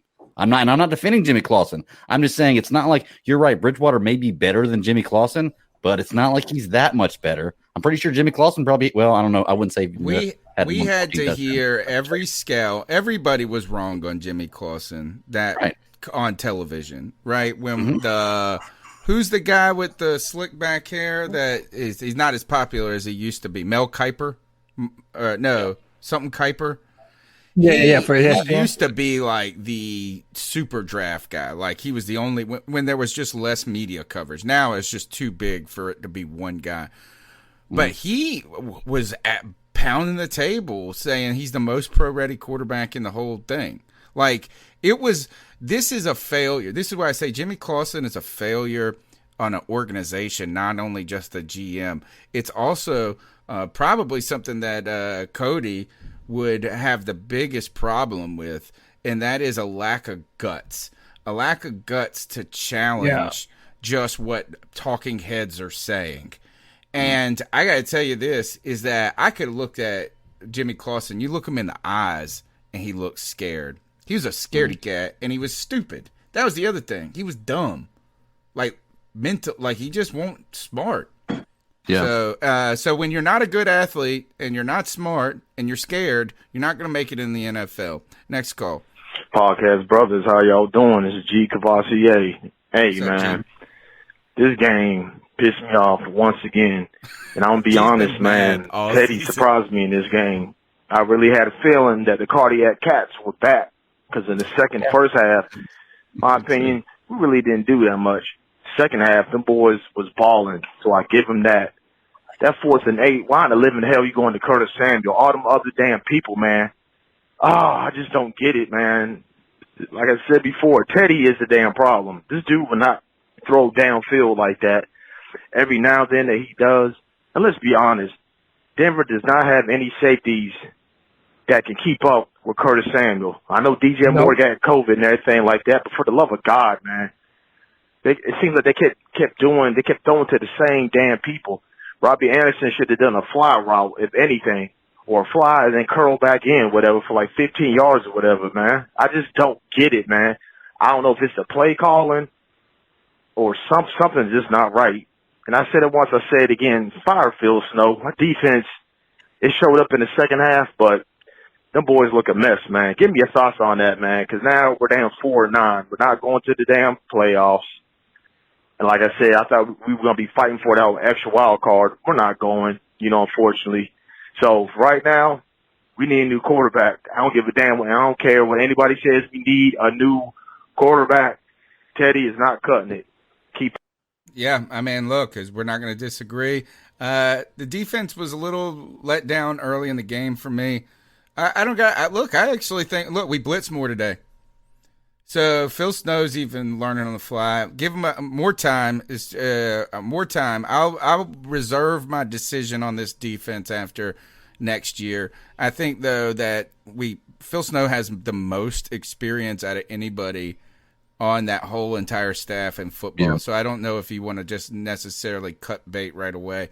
Next call. What's going on, C3 Podcast? It's your boy, Rude Boy Music from Twitter. Yo. That's one of Eric. I'm so glad we lost. Fire up that tank, baby. Fire it up. Let's go. Fire it up. Let's go. Like, I got dibs on the defense to fill this motherfucker up. Let's go. Yo, listen. A few things, man, before I get into the negativity. Jerry McKinnon, man, bro.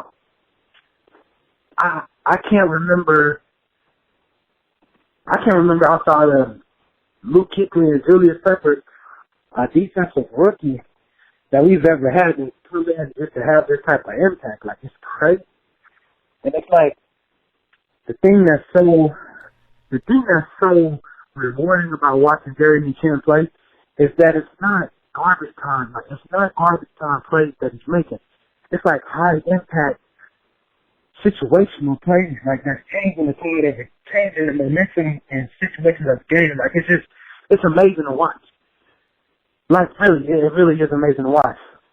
But then, right in the midst of you getting excited about Jerry McKinnon, you have to watch fucking Teddy Bridgewater hold this motherfucking team. Bro, I don't even curse like this, but I'm so fucking tired. Again, I see that the wheels have officially fell off of the Teddy Bridgewater fan club. Fuck, listen. But everybody that's been talking shit about the C3 podcast and everybody that's been telling y'all telling these people that Teddy Bridgewater ain't the answer, fuck y'all and don't try to jump on this tank wagon, bro. We're not trying to tell y'all that this fool is not a franchise quarterback. That's it. That's all. Nobody ain't saying he's a good dude. He's not a minivan. Okay, cool. Awesome. But this dude is not a franchise quarterback. This dude does not understand situations. Bro, fourth, and I gotta catch my breath.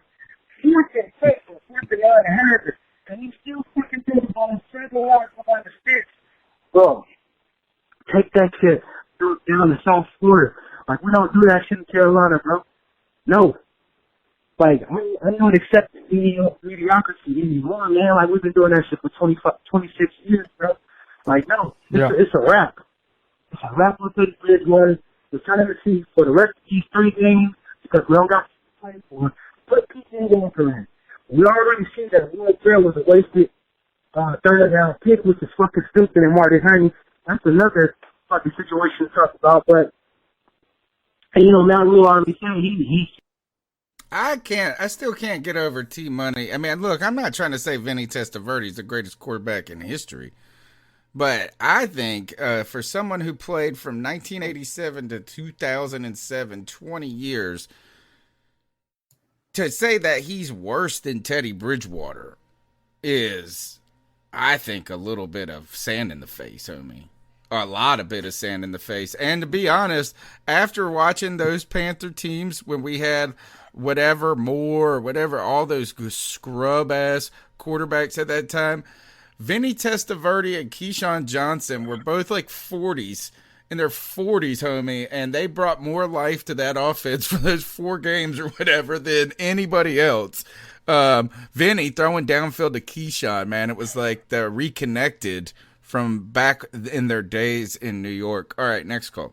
But by the way, that's well. What's up? To him. That's my guy from Twitter, Eric LaShawn.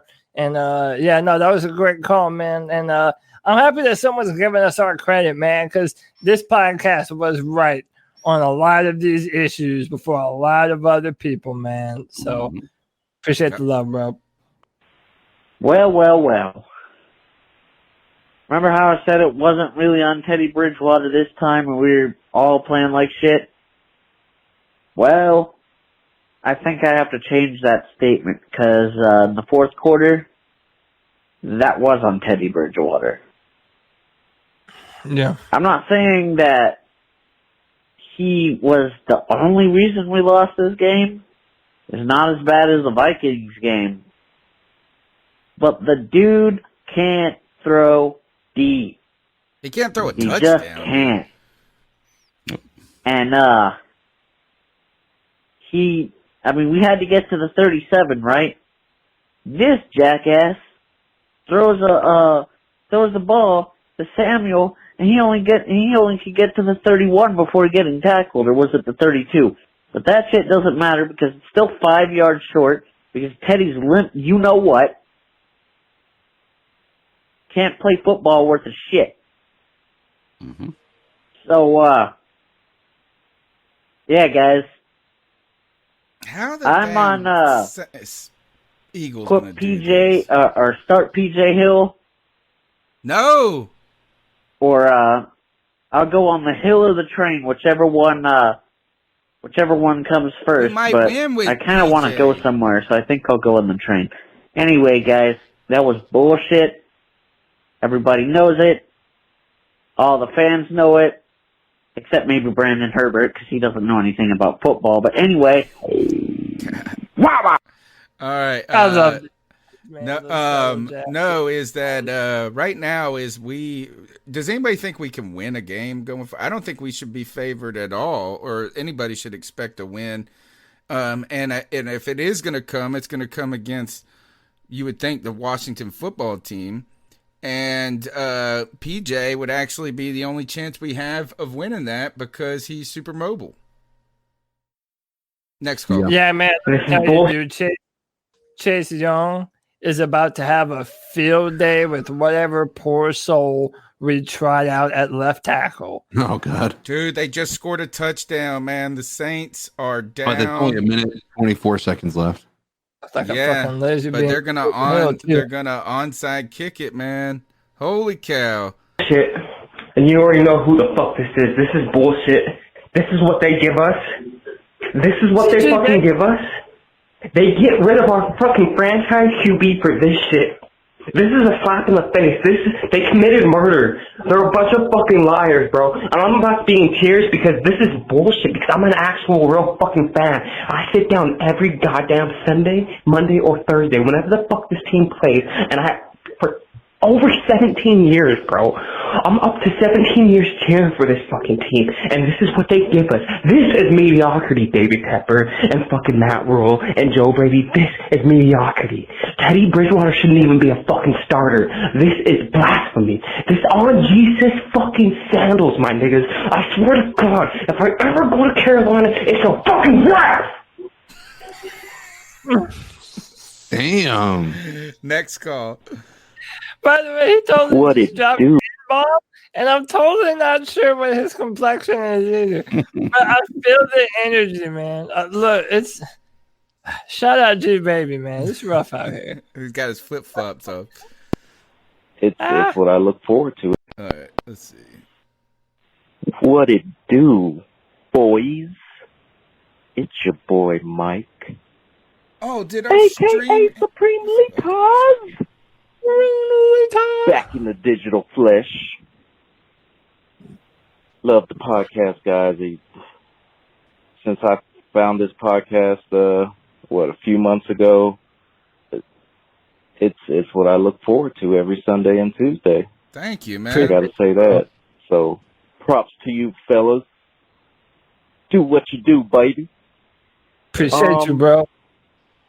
Yeah, so I had to work today, and I pulled my good old 18-wheeler.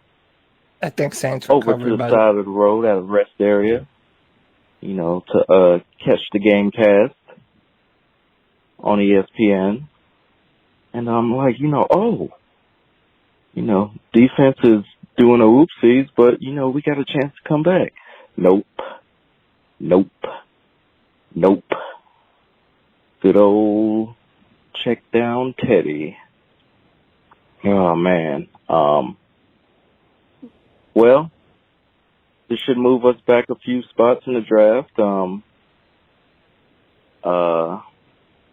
Hoping for like a good corner or a good O-lineman at this point. But if we keep sliding back in this draft, I think it's time. We are failing at quarterback. We're failing at the back end of the defense. And this time management thing, like, the game's not over yet. It's only 2 minutes, but we have no timeouts. But they were calling timeouts with like over 3 minutes left in the game. I thought they would save at least one. They didn't even save one. They could have saved two and took it down to the 2-minute warning and still would have had 2 timeouts to play with. And maybe have another chance if a defense got a stop to come back again. Probably not, but I mean, God, that's just horrible time management, man. I'll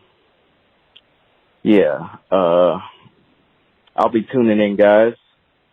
Hope Panther Nation is doing all right. I love the little battle y'all did this past Tuesday. Keep pounding, guys. Just keep pounding. Remember that. Panther Pride.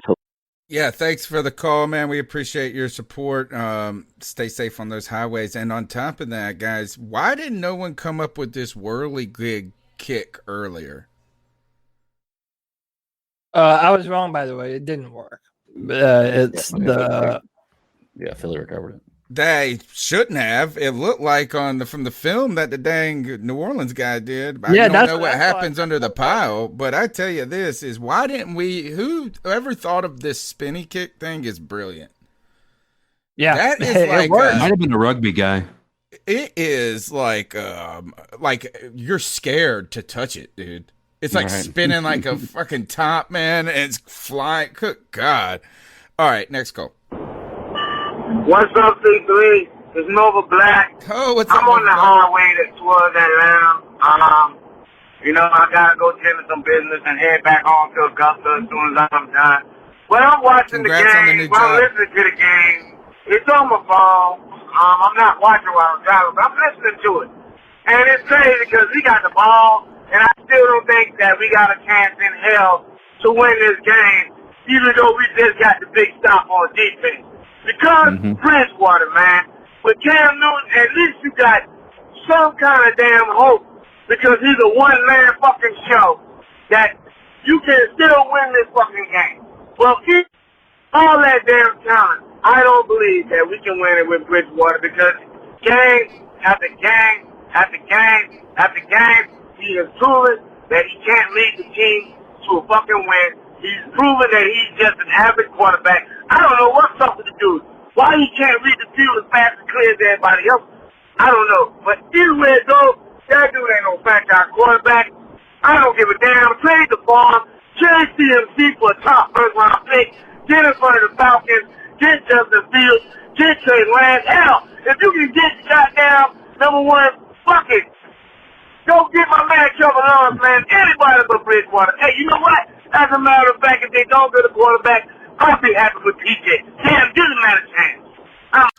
Wow. Nova Black, who is usually With the very heat, calm. man. Mr. T Money says Teddy is a top 5 to 7 Panther quarterback. Well, how many franchise quarterbacks have we had? And there's no He's a top 5 to 7, and Top we've 5 to only 7 had Cam Newton and Jake Delhomme, and Jake Delhomme is of the only people that are worthy of any note in our organizational history. Listen, Tim Money is straight up playing difficult. I've already said to him a million times, if he wants to count those bullshit yards after the catch, meaningless yards, fine, bro. He's an all-time fucking great dude. Like, that's not fooling anyone. Yeah. But by the way, on Nova's call, though, listen, I think we're all feeling the same things.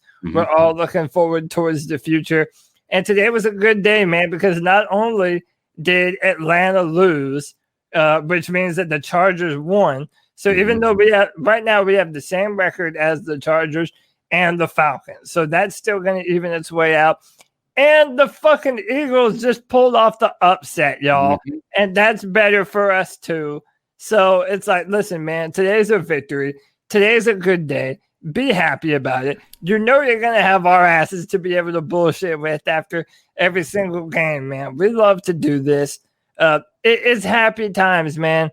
We're building. Everyone knows Matt Rule isn't great in the first year. And then the second and third year, he becomes this fucking godly evolved Pokemon. And that's what we're waiting for, dude. And that's what's coming. Would you? Bro, there's a light at the end of the tunnel. What about our first round this year? Swap, right? So we swap our first round with the Jets. Our first round next year and Christian McCaffrey. Yeah. Fuck CK? yeah, dude. Just a one. Christian McCaffrey, that actually makes a lot of sense, Tony. That's getting a big, because they're gonna have to take his contract too, right? Yeah. Yeah, they're not gonna do that. That's They're not gonna do that. They wouldn't do 2 first-round picks and Christian McCaffrey? No, they wouldn't. Oh, wow. All right. Next Because go. they're not. They'd have to absorb that contract. But Now it's they not have, that bad. It's not that bad. They got plenty of money. They always got a shit ton of money. I don't think it's about that. I think it's about the exact same thing that happened with Le'Veon Bell. I think they're not going to do that. Period. Okay. That's a good point. All right, next that's a good point. Get the fuck off the field! Get off the fucking team! I'm done! Get off the fucking team! Cut this motherfucker! I don't give a fuck what it takes! Eat the fucking money! Get him off the fucking team! I'm done! Yeah. This is pathetic! This was early in the Get game. off my fucking team, bruh! Get the fuck out of Carolina, motherfucker! Get off! Next go. I can't do it no more. I can't fucking watch this shit no fucking more. I'm done. Teddy fucking Bridgewater is gonna give me a fucking heart attack. I can't stand this motherfucker. Check down. I'm done, bro. fucking stand this motherfucker, man. And now a punt return because this bitch couldn't get it fucking first down, man. Next. Please let someone come forward and say that they're a Bridgewater guy. Please. Come on. What is that, 3 sacks in the first half alone? I'm not even through the first half, and this is just atrocious. You know, that last sack, we were almost in field goal range, and what happens? He goes down at, the 35? Come on, Teddy. Sit down on the bench, put in PJ, let's see what he's got. All right, next call. What up, C3 fam? It's your boy Tim Tizzy calling in. I gotta end this shit. Tim? I am so tired of hearing this Marty Hurney contract shit. He don't do the contracts. The dude's name's Samir Solomon or some shit like that. You gotta cut this bullshit with the contracts. All right, fam. Keep pounding. All right, last call. All right, Tony. Wait, we already heard this one. You All right, we're good. All right. Woo.